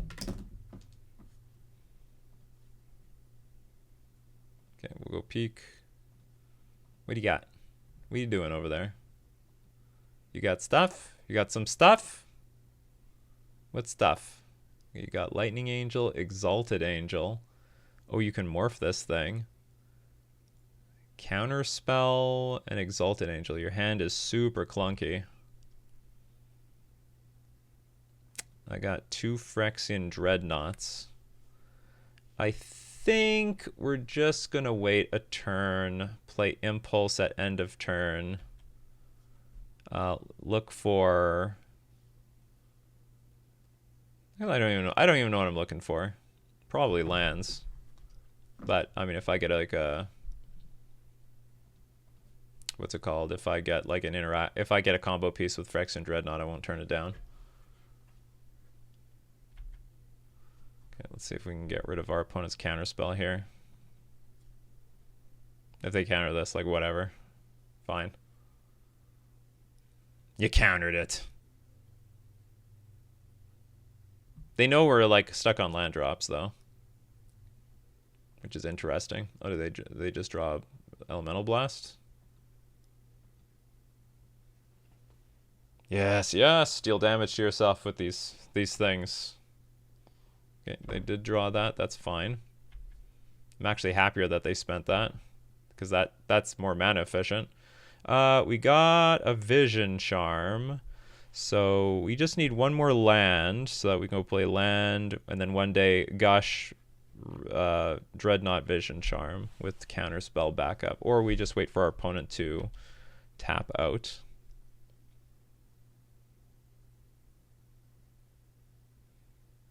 Right now they have a counterspell up. Right now I know everything in their hand.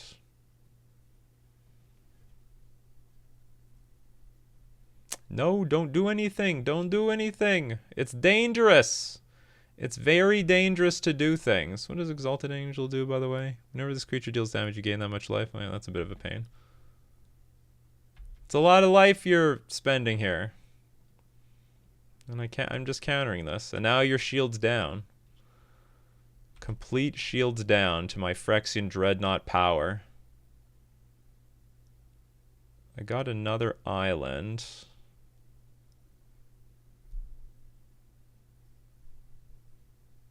Okay, lightning, and they can morph this. So they can pay 3. But if they pay 3, they're almost dead. Okay, we'll play this now while we can.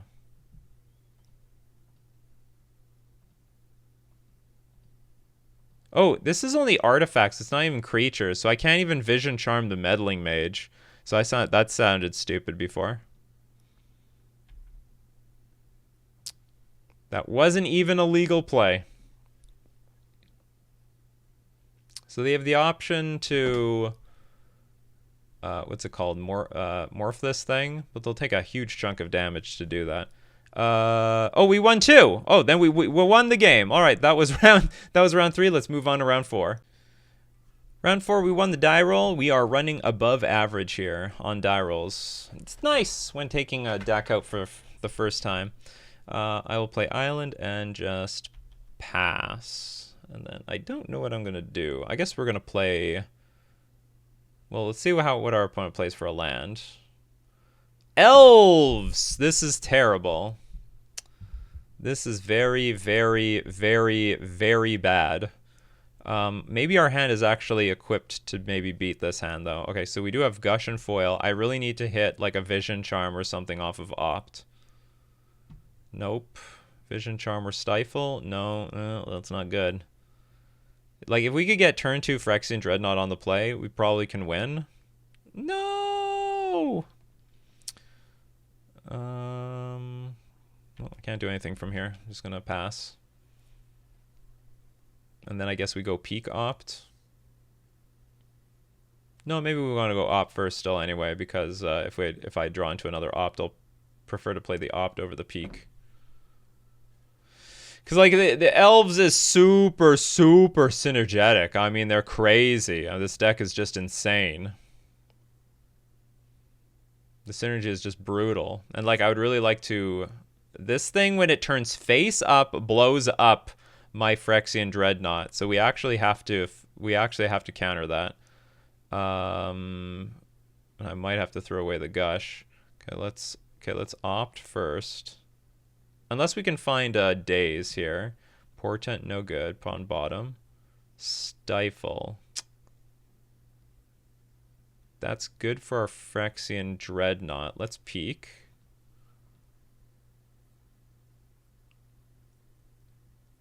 Okay, what else do you got? Survival of Fittest, Deranged Hermit. Oh, this is No, is this what I'm thinking of? Discard a creature card, search your library for a creature card, so you can find this thing again. So if I foil this, which I can, well, anyway, I think I have to. Discard Island and Gush. Actually, maybe we're in okay shape versus this exact hand.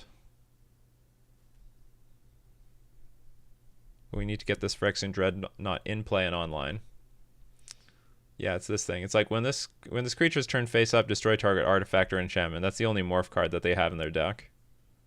That I have experience versus. Okay, Phyrexian Dreadnought.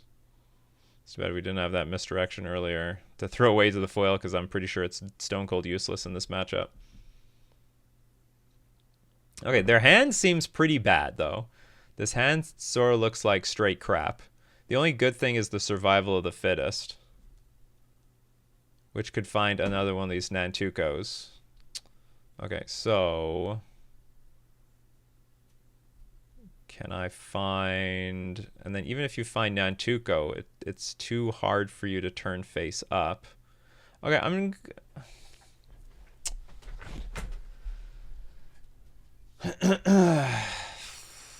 I don't want this to resolve.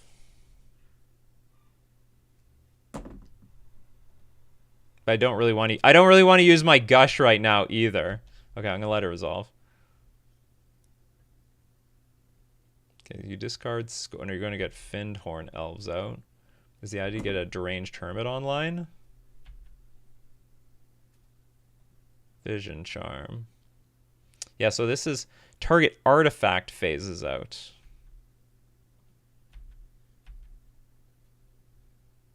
So in this position, we will float mana, play our Gush, replay a land. We can play Flash of Insight for borderline nothing. I'll play it for nothing, so I can just draw a card.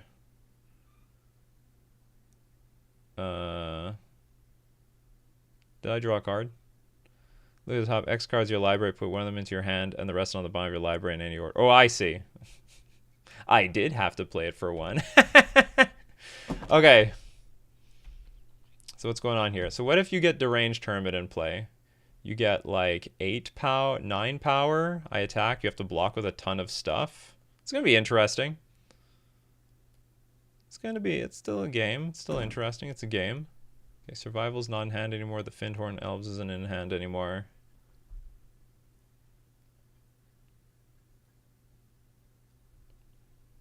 Cradle's evil. Mastercore is not particularly useful here.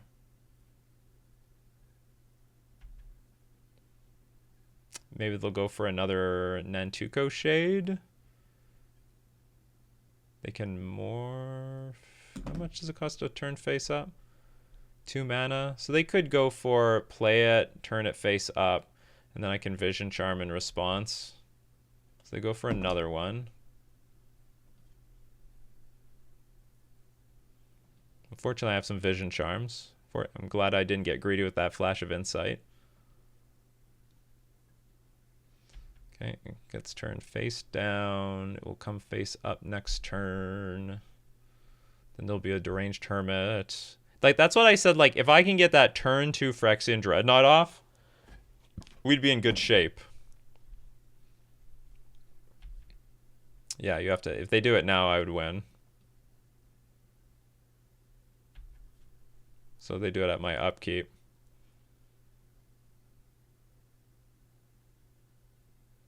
Like, it'd be great if we had Stifle here. We don't. Unfortunately, it's a Vision Charm. Choose a land type and a basic land type. Each land of the first chosen type becomes the second chosen type until end of turn. That's interesting.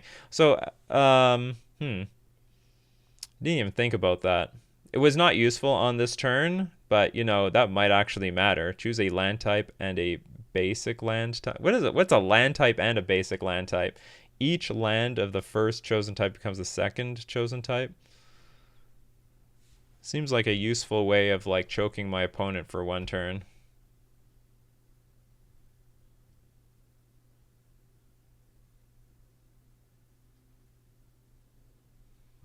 They discard, they keep discarding Squee.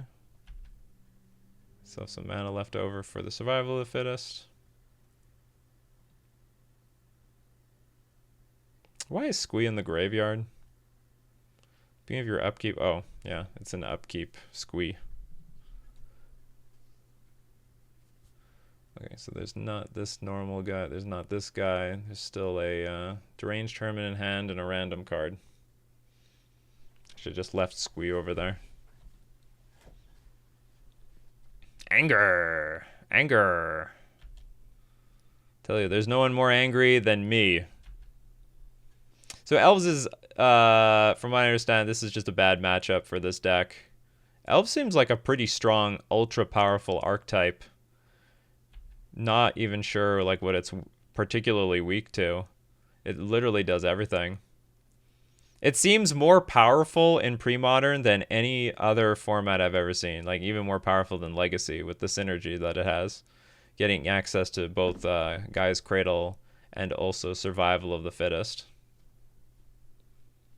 Okay, Deranged Hermit enters the battlefield.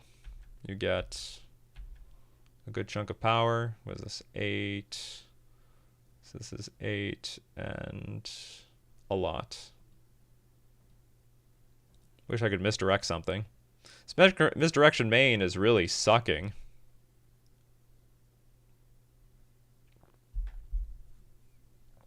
Okay, there is a way out of this. We need to draw Powder Keg. If we draw Powder Keg, we can blow up all the squirrel tokens immediately.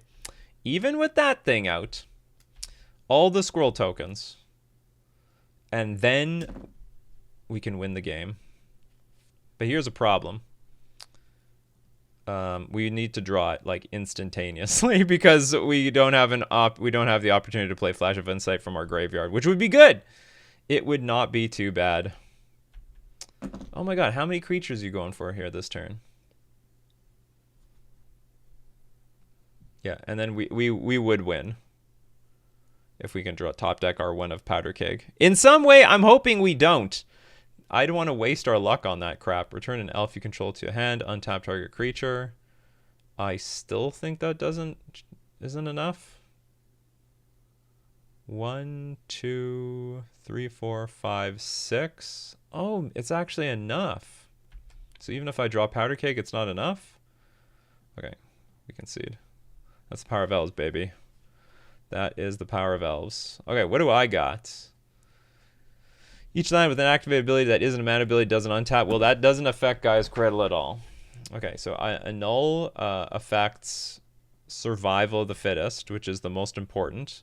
Is dominating. Okay, Essence Flare is probably good here. This is probably what it's for. And we'll probably bring in annul. Just make it easier to counter shenanigans. Misdirection looks really bad. Powder Keg looks really good. Flash of Insight is probably fine.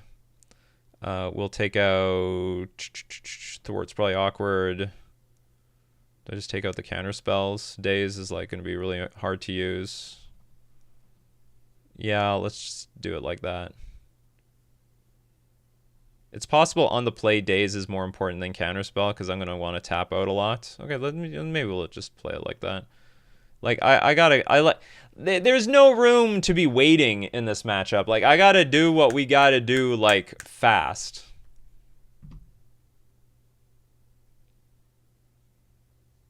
We just gotta go for it.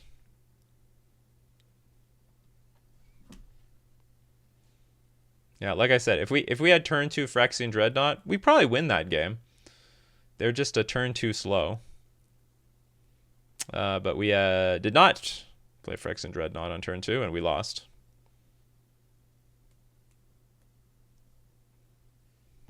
And I would say the same thing on the draw. Or sorry, in this next game, we need to get Phyrexian Dreadnought in play.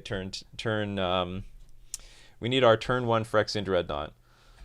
And then if I can, save things like Foil and Daze and annul for the Survival of the Fittest. Without the Survival of the Fittest, I don't know if the deck is as powerful.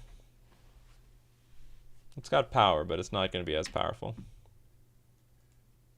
I don't know how good Essence Flare is going to be. It's just like, it's basically like a gut shot. Blue gut shot. I like it. That's more than good enough for me. Yeah, so I like the main deck here, which is why I chose this list. I'm not 100% sure on the sideboard. I saw quite a few deck lists with Morphling. That makes, I don't know if it makes like super sense when it came to trying to beat that Oath of Druids deck, because you still have to beat the Oath. Maybe the plan is just brain freeze them to death. You brain freeze, and then you have to be ready for their Gaia's blessings. You won the die roll. Would you like to play first? Yes, I would. We have nothing close to our combo. I'm pretty sure I have to mulligan this. I don't. Well, I do have a portent, so I go turn 1 portent, but we're so far. Now I'm gonna mulligan. Okay, this has turn 2 potential. We'll keep this. We'll get rid of 1 Dreadnought. We're done here. And the best thing that we could find is like Island and Foil, I guess. With this portent. Sorry, no, Island and Gush.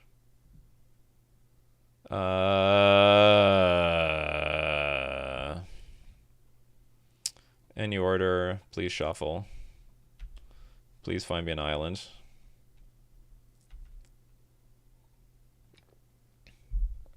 I wanted several. I would actually have liked running islands, to be honest.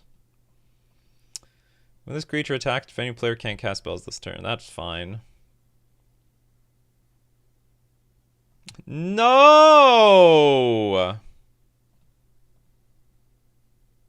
What am I targeting anyone here for? Put on bottom. No, I guess this is just how this deck runs with 17 lands. It feels like, you know, I should have good chances. You have this turn 2 Phyrexian Dreadnought, they die. But it's not such the case. And I'm certain they're bringing in like more artifact removal, like there's a disenchant for Grain. I can't remember, with Naturalize. Maybe they even have artifact removal. Artifact hate with the red. Priest of Titania, that's fine.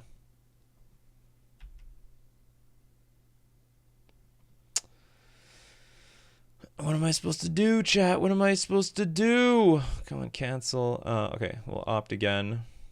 Okay, we found our damn land. I'm going to play our land. I'm going to pass. It's going to be useless. Okay, I can't play spells after this thing attacks, so I have to peek with this trigger on the stack.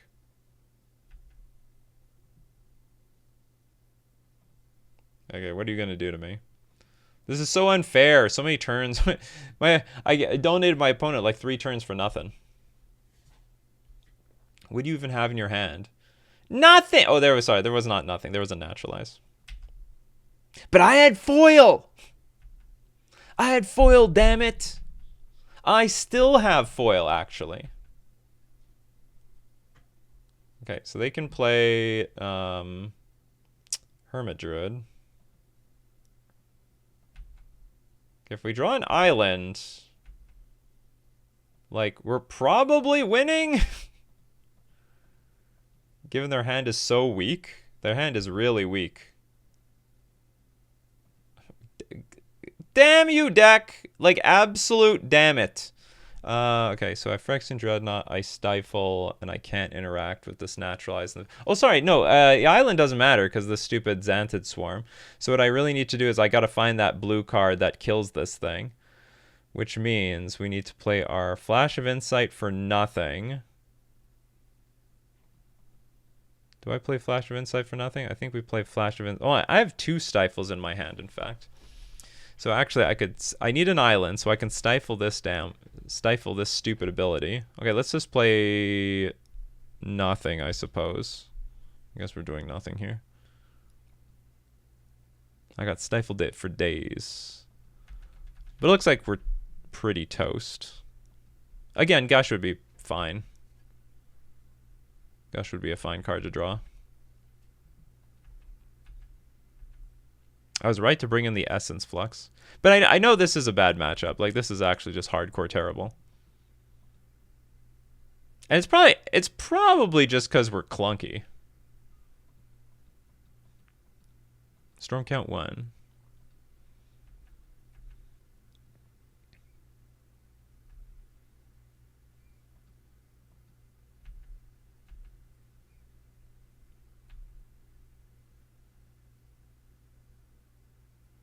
You call that an attack? Well, you got a good follow-up.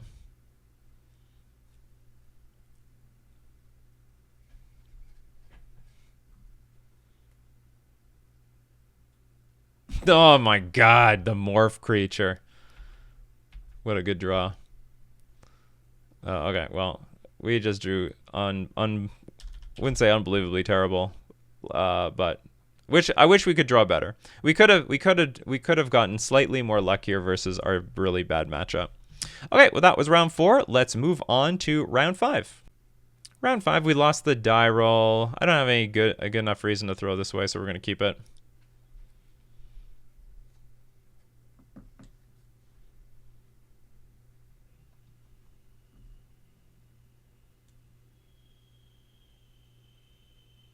We have a land, we have cantrips. I got a Phyrexian Dreadnought.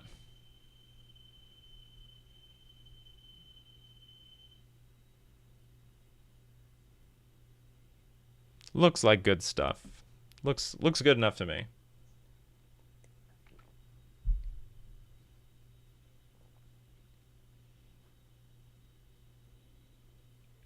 We are up against a Napcaster. Perhaps the Napcaster Mage. So far, what I really like about this deck is it seems to be quite a bit of a game of fighting against everybody's the hate of the format, the infinite hate that there is to my poor little Phyrexian Dreadnought.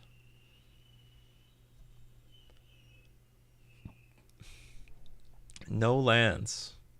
Okay, like you may have that player shuffle. Yes, I would like any order, and I would love to shuffle.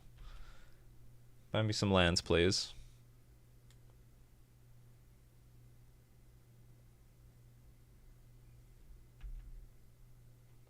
Nope, not this time.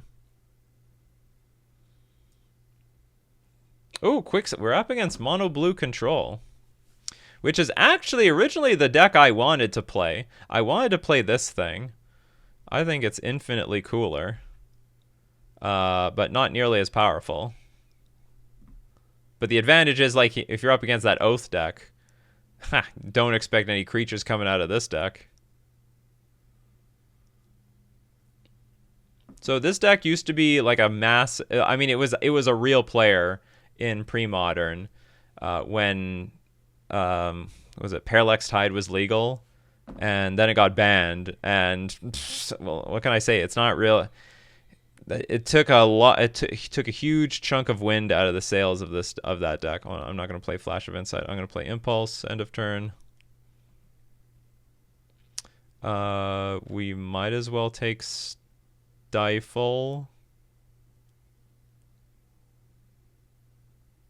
Or do I continue to get lands? I don't want to be in this, like, I don't want to be in this situation. Like, we have to make land drops. I'm not going to get through this counter magic first. I have to keep making land drops. So that I can at least, like, play things like Counterspell, Flash of Insight, and crap like that. And Opt. So probably at end of turn, I'll play Flash of Insight. We'll keep putting them in a position like, you want to Counterspell this? And if they Counterspell, it's going to be awkward. Maybe I go Flash of Insight here. Is there anything worth countering in their deck? I don't think there is. It's just a bunch of air for the most part. And if they do anything. So we're going to put a Portent in our hand.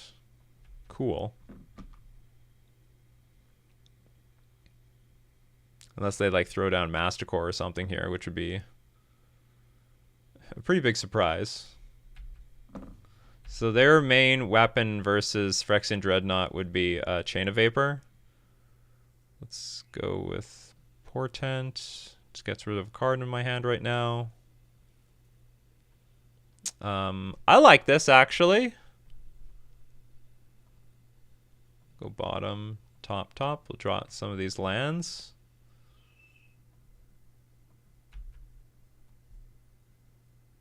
Yeah, I like this. I like this a lot. And we can just play a little patiently. I just want to make my land drops. That's all I want to do. More than my opponent does. Okay, I play a land. I discard for the turn? No, I'm not going to do that. Do I go Vision Charm? Do I go Opt and get rid of the junk card that I know that's on top? Do I play... No, we have foil in our hand, so there's a little bit of room to go Phyrexian Dreadnought, Vision Charm, they counter, we counter spell, we foil. We Vision Charm, we counter spell. If they have double Mana Leak, that's a problem, where it's awkward. If they don't, that's good for us. And we have foil in our hand. Okay, let's just not discard to hand size.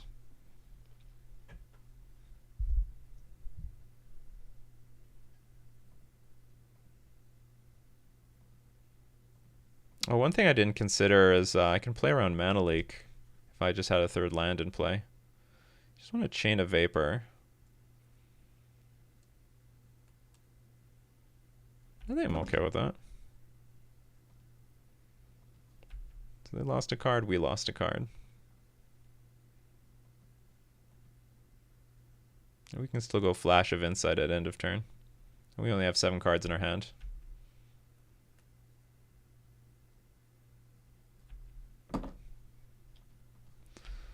This might be a very long intellectual slugfest.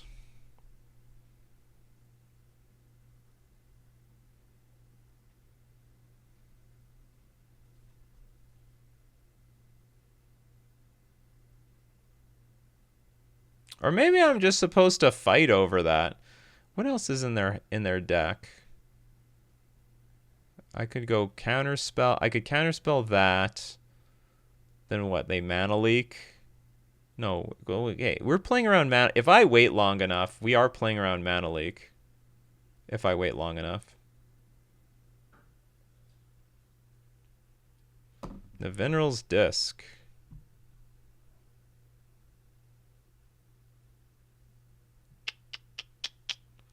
Enters tap, destroy all artifacts, creatures, and enchantments. It can also get countered by Stifle.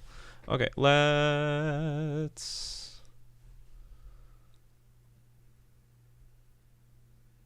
Okay, let's just counterspell this thing. If they have another counterspell, so be it.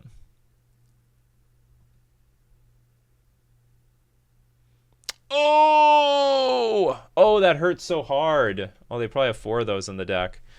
If I use foil on this, that would suck so much. Okay, that will resolve. No, I'm not. If there's a second one, I'm gonna feel so sick to my stomach. I can discard any card, right? So I can get rid of a Dreadnought and keep the blue cards in our hand. Okay, thank God. I got a Powder Keg, which is not particularly useful right now. Let's start with Opt. Can I find a Vision Charm? Can I play around? Okay, they don't have Force Spike. Okay, I'll put that on top. Keep it. Play Dreadnought. Play a Vision Charm.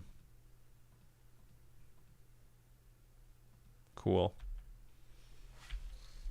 So it's protected till next turn. Then if they do any sort of Chain of Vapor shenanigans, we'll have the option to impulse in response.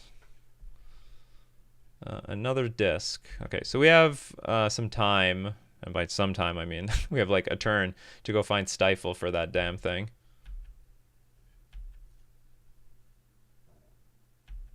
Okay, we get hit for 2.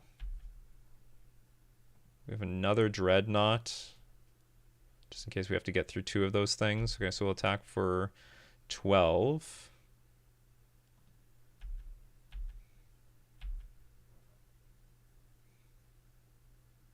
Should I do this now? Yeah, I probably should do this now. So we'll go Flash of Insight.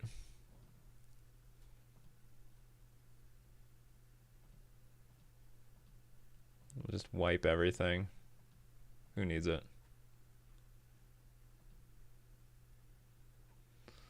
And we can get... looks like just Vision Charm, which is okay.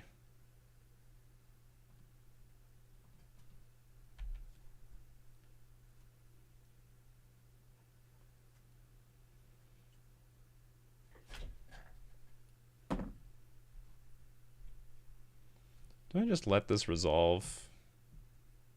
No.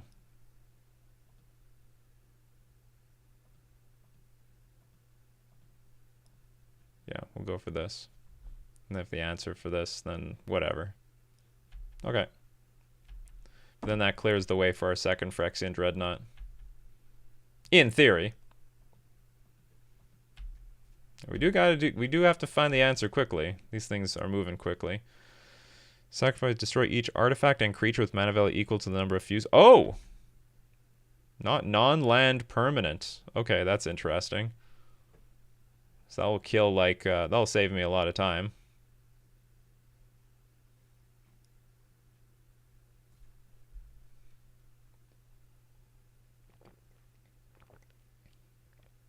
And I guess just pass.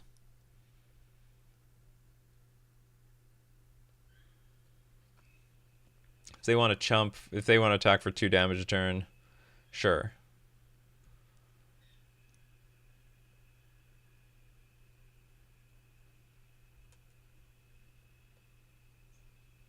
Factor Fiction. Evil. Mana Leak, or more Factor Fictions. How much mana do you have up right now? You have 3 mana up.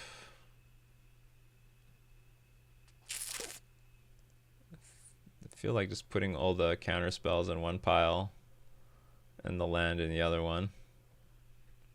Here, have 3 counter spells if you want it. Not particularly thrilled with giving 3 counter spells, but I can in theory play around them. Okay, we'll play Impulse. If this gets Mana Leak, then we can play Flash of Insight next turn. Foil, Daze, and Counterspell. I guess we take Counterspell.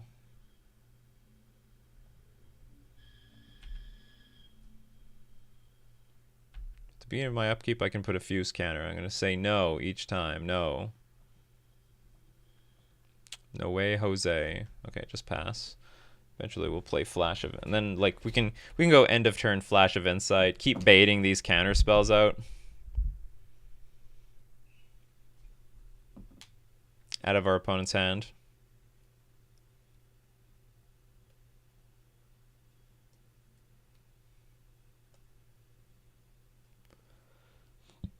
Here's another matchup where I think Winter Orb would just be absolute boss. Winter Orb sort of sucks as a card, but it's very good versus the slower control decks. Very, very good. In fact, Powder Keg plus Winter Orb might be very good versus that Oath deck that we played earlier.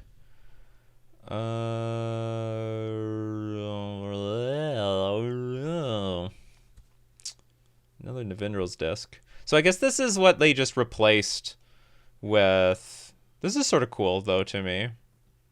Looks like this is what I'm going to play next. Because this is exact... I should ask, what's your record with this deck? I love it. Okay, I guess I have no choice. I have to try to counterspell this. No, but then if I counterspell it, it's not going to work. Okay, Flash of Insight. I'll tell you how we deal with that. Powder Keg. Okay, we found a Stifle. which we have to take. Okay, Nivinral's Disc can resolve. We've got the answer right here with the Powder Keg.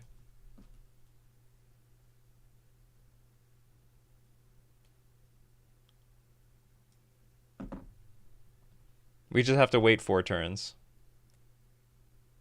I don't know if it's going to work so well. 3 mana leaks. I guess if we just draw a boatload of lands, it will work. Okay, resolves.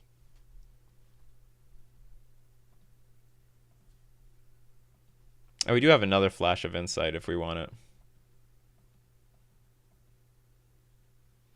It's also possible we can stifle the damn thing if I can keep drawing more stifle effects.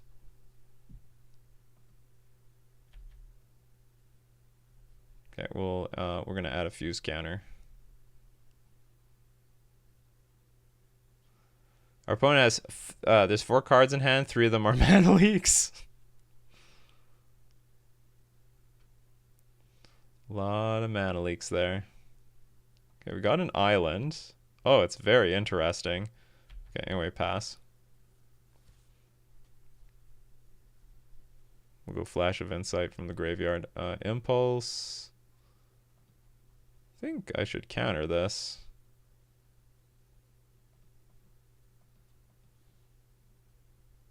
Because I know my opponent's hand is like ultra clunky. Whatever. Okay.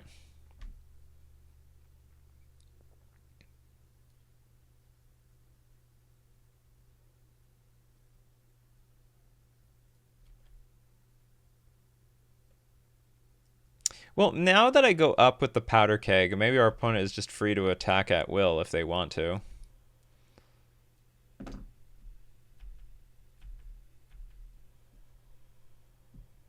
And they could even attack for a lot. I forgot to do my Flash of Insight. Well, we're not going to forget the next time around. Accumulated Knowledge. There are 0 cards with Accumulated Knowledge in the graveyard. They're also keeping up a lot of mana. They're keeping up Daze mana, which is very frustrating. They now have 3 mana leaks available. Can never have enough mana leaks, apparently.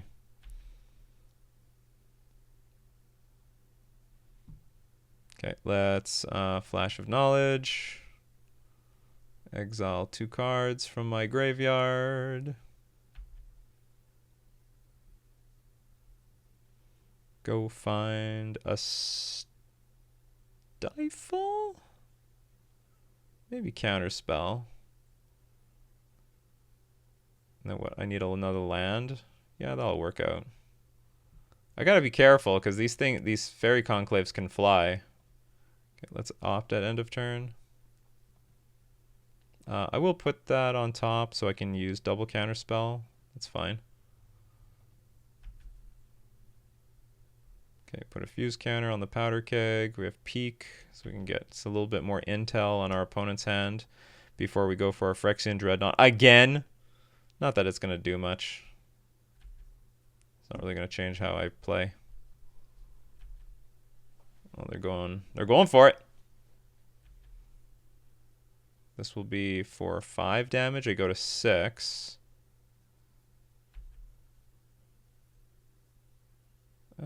Maybe it's enough to win. Because they can just go wide the next turn. Unless I stifle one of their abilities. Okay, let's peek. They have 2 mana leaks up. They've got mana leak, Capsize, and Forbid. A lot of incredibly evil cards. Okay, Counterspell go on bottom. Misdirection is good-ish. Okay, we'll put a fuse counter on this Powder Keg. Okay, well, it's now or never. Does Capsize hit any return target permanent to its owner's hand? That's sick. I can bounce one of these fairy conclaves. Okay, so we'll stifle. Trigger.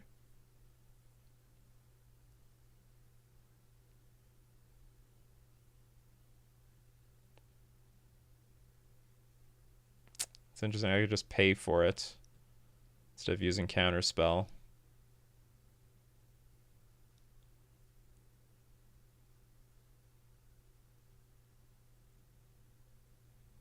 Did I play a land drop this turn? I don't think I did. So I get to use Gush.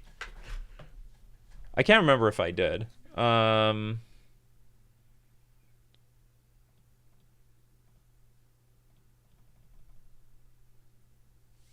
Yeah, I'll pay for this thing.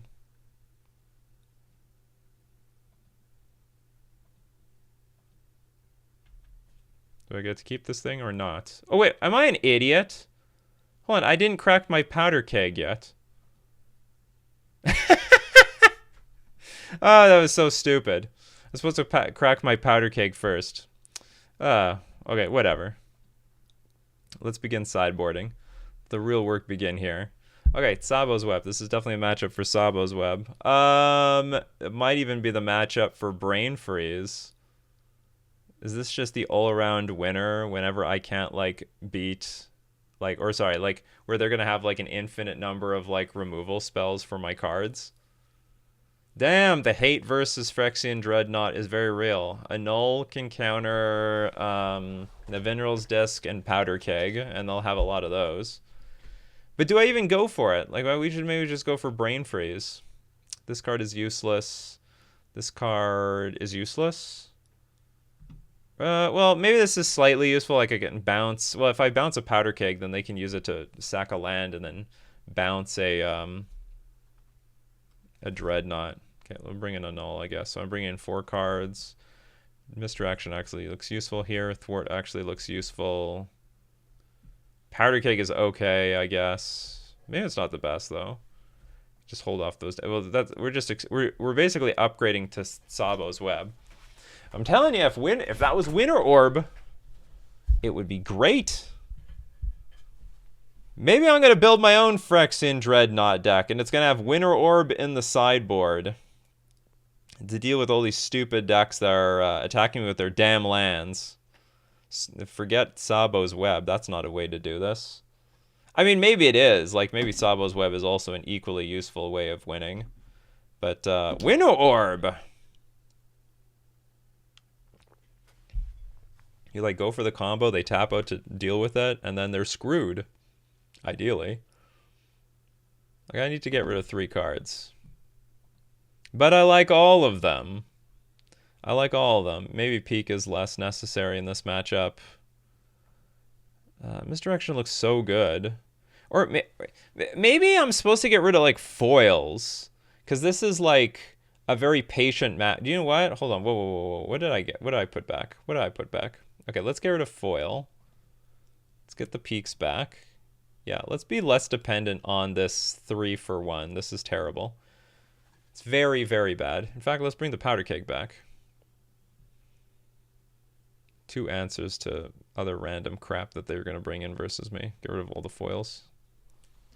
I don't want to be so dependent on that thing. I'll keep. Looks quite powerful, actually.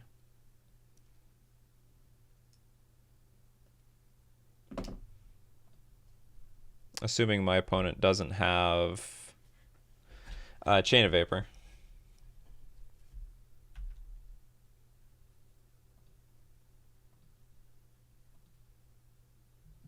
Another Phyrexian Dreadnought. We can put on the bottom. I'm only going to depend on one Phyrexian Dreadnought this game. Well, okay, let's go for it. We have days. It's protection. Against, what's it called? Force Spike?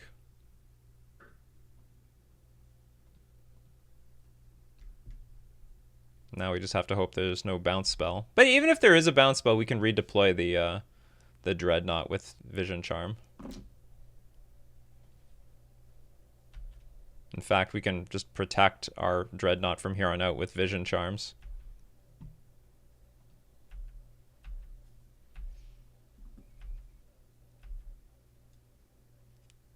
Here's the problem. We're going to be on the draw in game 3. Alright. Our deck did what it did. Yeah.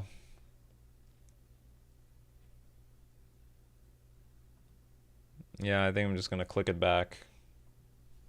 It's just gonna click it back.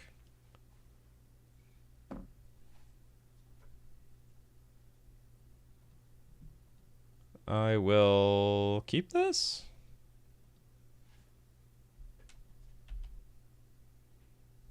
That is okay. And no, that hits Powder Keg.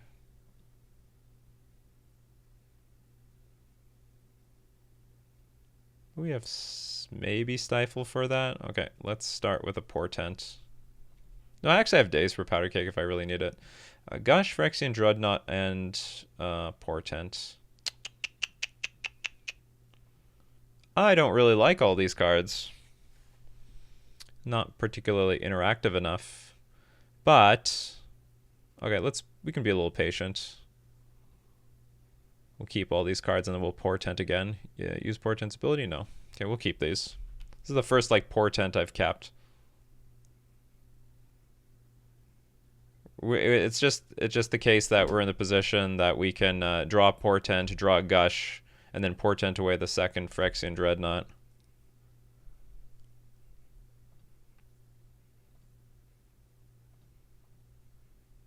Because I don't want it.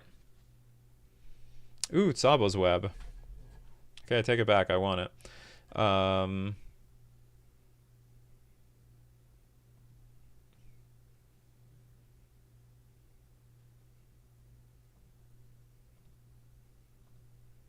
No shuffle, please. We'll keep it all.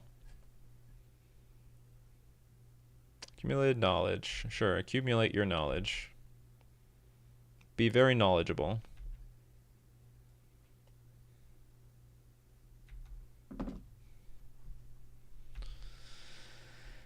Alright, so we're gonna just do a little bit of land go for a little while, maybe. Well, I don't have any counter spells to hold up, so let's play this Powder Keg. They also don't have any lands right now that get screwed by my Tsabo's Web. And in some way, I'm trying to tap out to lure them in a sense of, how do I put it? False sense of safety and security to tap out with Navinral's Disc. And then maybe we can go Phyrexian Dreadnought and Tsabo's Web on the same turn. It's possible because we have Gush in hand. I wonder if they're thinking of Chain of Vapor here. Oh, Impulse, sure.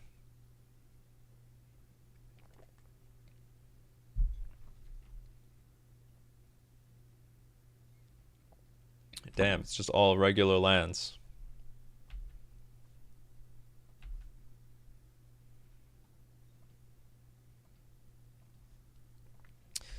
Alright, guess we're just passing the turn because I'm not really in a position to Gush. Our opponent was not born yesterday. They're holding up all their cannon magic. There's the Mishra's Factory. Can I just always say no? Triggers on Magic Online aren't what they used to be.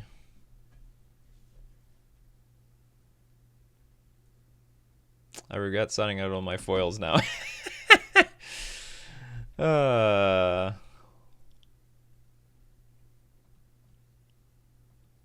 I do have a Thwart, if it matters. How big of a counter war can I fight here? Can I fight a counter war over the Tsabo's Web? A little bit. So hold on, I can Gush, replay a land. Ugh, gushing a bunch of lands to my hand seems like it super sucks. And they're making all their land drops, which is very frustrating. And they can go like Fact or Fiction at any moment here.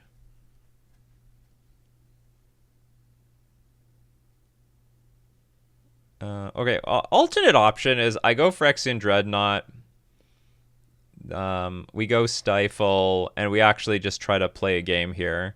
And then if this fails, then we'll just try to win on a future turn. They immediately go for the annul. I like that. Okay, now just pass.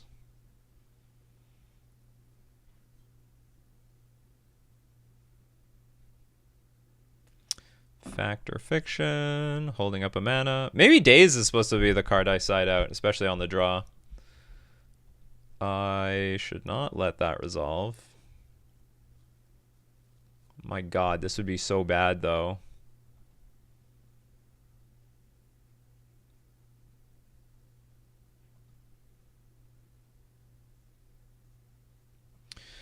No!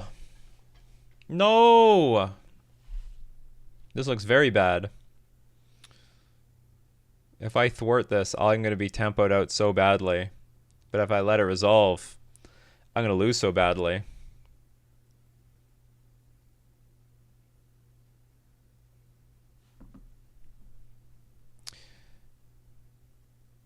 I could try to gush and like luck box into something good. That's a possibility. You know what I also could have done? I could have played like just a second Phyrexian Dreadnought this turn.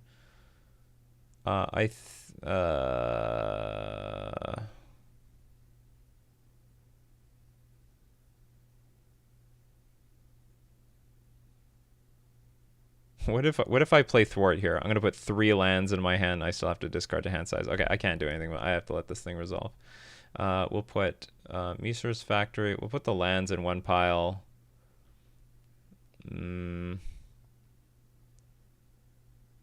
Guess we'll put a Mana Leak here as well. Put the Factor Fiction and all in another pile.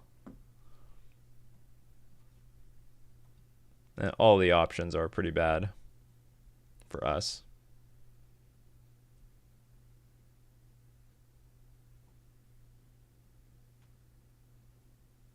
Okay, so they're going to take the lands and the Mana Leak. Which is sort of nice because I can at least play around the Mana Leak.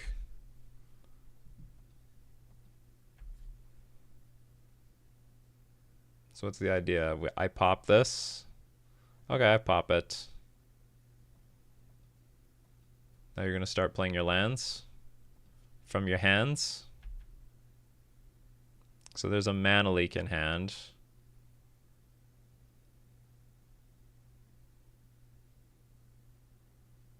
There could be a million counter spells in hand for all I know. And I can't play my hand very well.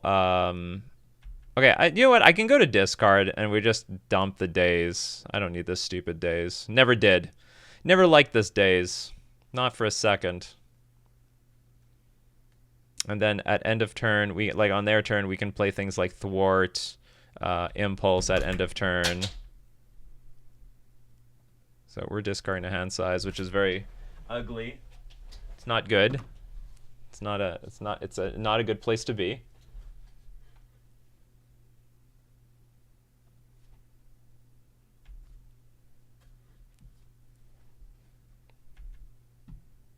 But we can take a few hits to the head with this stupid thing. So now we'll go Impulse. And I think I'm just I was about to say I'm gonna look for lands. So we'll look for our island. So I just keep hitting my land drops. Peek is neat because now we can look at our opponent's hand to see what they're doing, or like what is the full range of threats and power coming out from our opponent. There's Mishra's. We're probably gonna have to fight a war over these Mishra's factories with this Sabo's Web. Okay. And Peek will let us know if it's worth fighting for.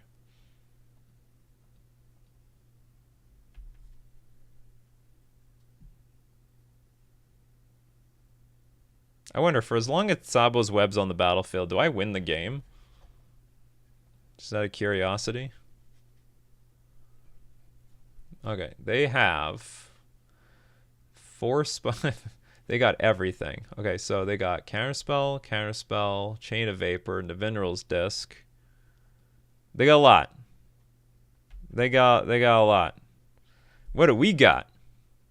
Okay, so I just have to defeat 2 counterspells. I can do that right now. I can do that. I don't know if I can defeat the follow-up Nevinyrral's Disc. But I can counterspell a counterspell. I can play 3. I can pay 3. I can thwart afterwards. Okay, I can pay for everything. Okay, let's pay 2 mana. Let's play our Sabo's Web, which is very cool. So they probably have to play a counterspell here. Then I will pay a mana, float a mana, and I think we go thwart, so I can, because if I pay 2 mana, then they can play Mana Leak, so I don't want them to do that.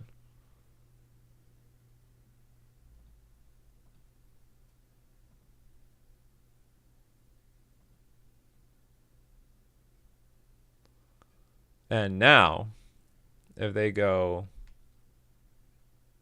Mana Leak, it's useless. Oh, okay, so this is going to enter the battlefield. No, it's not. Okay, so they can't, or they're either going to play a counterspell, so we'll play another counterspell ourselves. Or do we? Actually, this is interesting. Okay, so they dump both counterspells. They got a Force Spike, Navinral's Disc, and a bunch of Mana Leaks. Oh no, they have the Chain of Vapor. No, we have to counter this.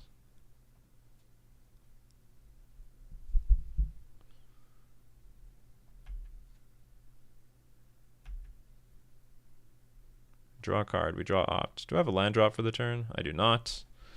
I could still Gush if I really want to. So they have to Chain of Vapor this thing, but then they'll be vulnerable next turn. Okay, I think I'm just going to pass. Still a little mana constrained here. A little mana constrained.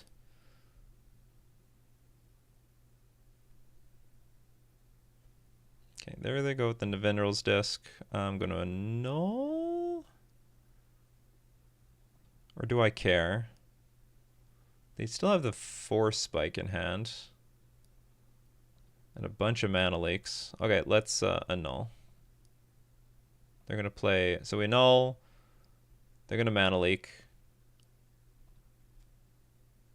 Let's Opt. Maybe we can find a Daze or something. Found an Opt. I'll put it on the bottom. Found a Counterspell. Not useful enough. Okay, so that's going to get countered. No. Okay, there's one less Mana Leak in hand. There's a Chain of Vapor still in hand. Got a Flash of Insight. So what it looks like is we're going to have to play Stifle into Counterspell just to protect the board. And that will be sort of okay.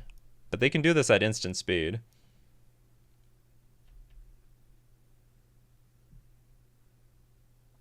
We're just going to play lands.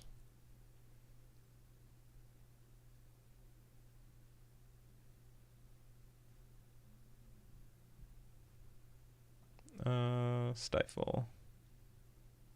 Oh, they're going to chain. Oh, they're going to Chain of Vapor that thing back. But then don't I just like oh no, that's their thing. Interesting. And actually, I don't even want to stifle this because it's not a sack. It's just this thing enters tap, destroy all artifact, creatures, and enchantments. So they're going to disc, blow the board, untap everything. Okay, Chain of Vapor is gone. Disc going to go back to hand. They'll have Mana Leak, Force Spike, and disc. Sure. Then when they replay the disc, we can counterspell it, or not. And the Mana Leak and the Force Spike are pretty weak.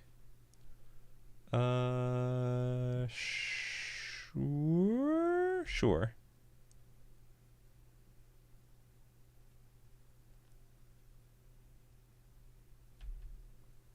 Like, these two cards are dead, so long as we hold up 3 mana. Okay, they're going to go back into the red zone.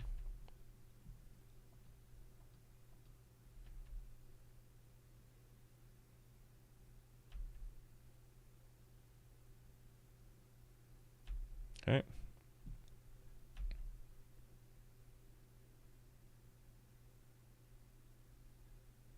Okay, play Flash of Insight at end of turn for 2. Portent and Gush. I guess we'll take a Portent.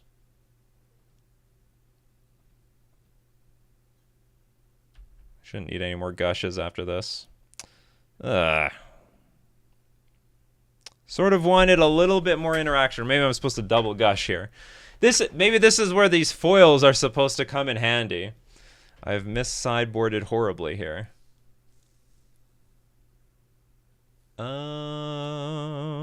Okay, so we have to go for our Dreadnought, which should be clear.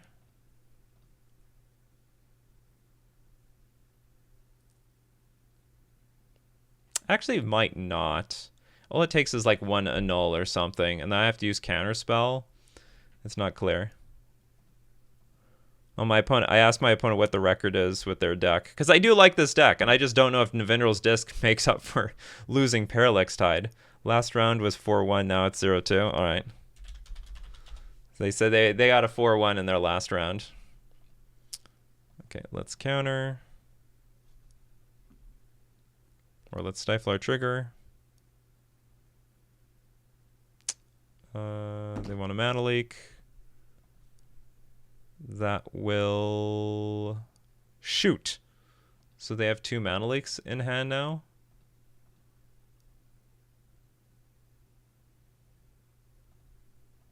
Okay, let's get some. Maybe we can bait a mana leak or something. Let's gush. I got a second stifle. Okay, so hold on. No. Undo. Let's think. Okay, first off, could let this resolve, then stifle again. They still have the damn Force Spike in hand.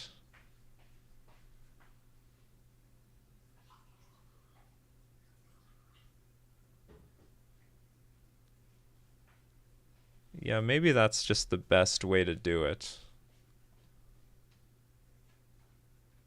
Okay, we'll pay.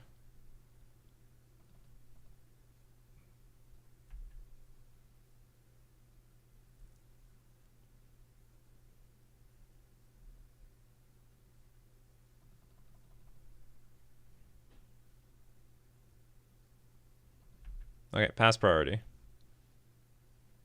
Opponent says this deck is terrible against creature heavy decks. I don't doubt that. Okay, so this is going to get countered. We will not pay for it this time. Now we'll stifle. So they still have Navindral's Disc, Force Spike, and a mystery card in hand. And we'll have the power of 1 counter spell. I believe I played my land. We'll have the power of 1 counter spell next turn. Hopefully it's enough. Okay, opponent plays Powder Keg. It's not the worst thing in the world yet. Navindral's Disc. I guess that is the worst thing in the world. If I don't survive with one, I'm going to get eaten up by the other one. Okay, so let's attack for 12.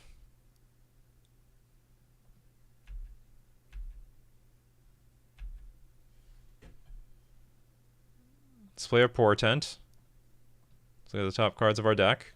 We need a lot of interaction. Vision Charm is one of them.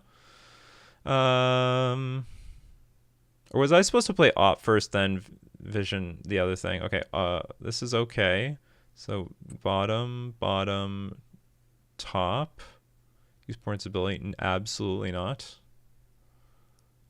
We will play land. And then... So I want to stifle this to sacrifice. Yeah, so I want to stifle this, Vision Charm versus this. That's the plan. Keep maximum mana open for any shenanigans. Oh, they might not let me draw my card. They should have maybe activated in response. Or I guess they wanted their Powder Keg to be on 1.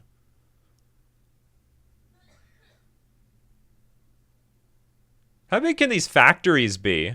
Because they can target each other. So they all untap, they all block, they all pump each other for 3. Okay, they can soak up 9 damage. Oh, they want to fight a war on my turn. Oh, I see. So they fight a war on my turn. The Vision Charm tempos me out.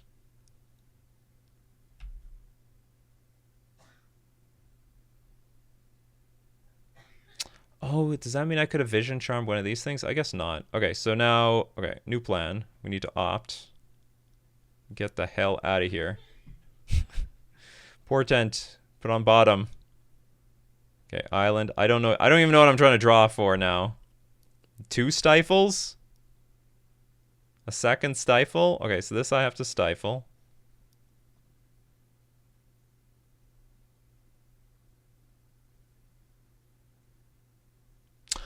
Oh, I could have maybe, with all these activated, couldn't I like Vision Charm this thing? And then if they pop it, they like blow up the board? That would have been hilarious.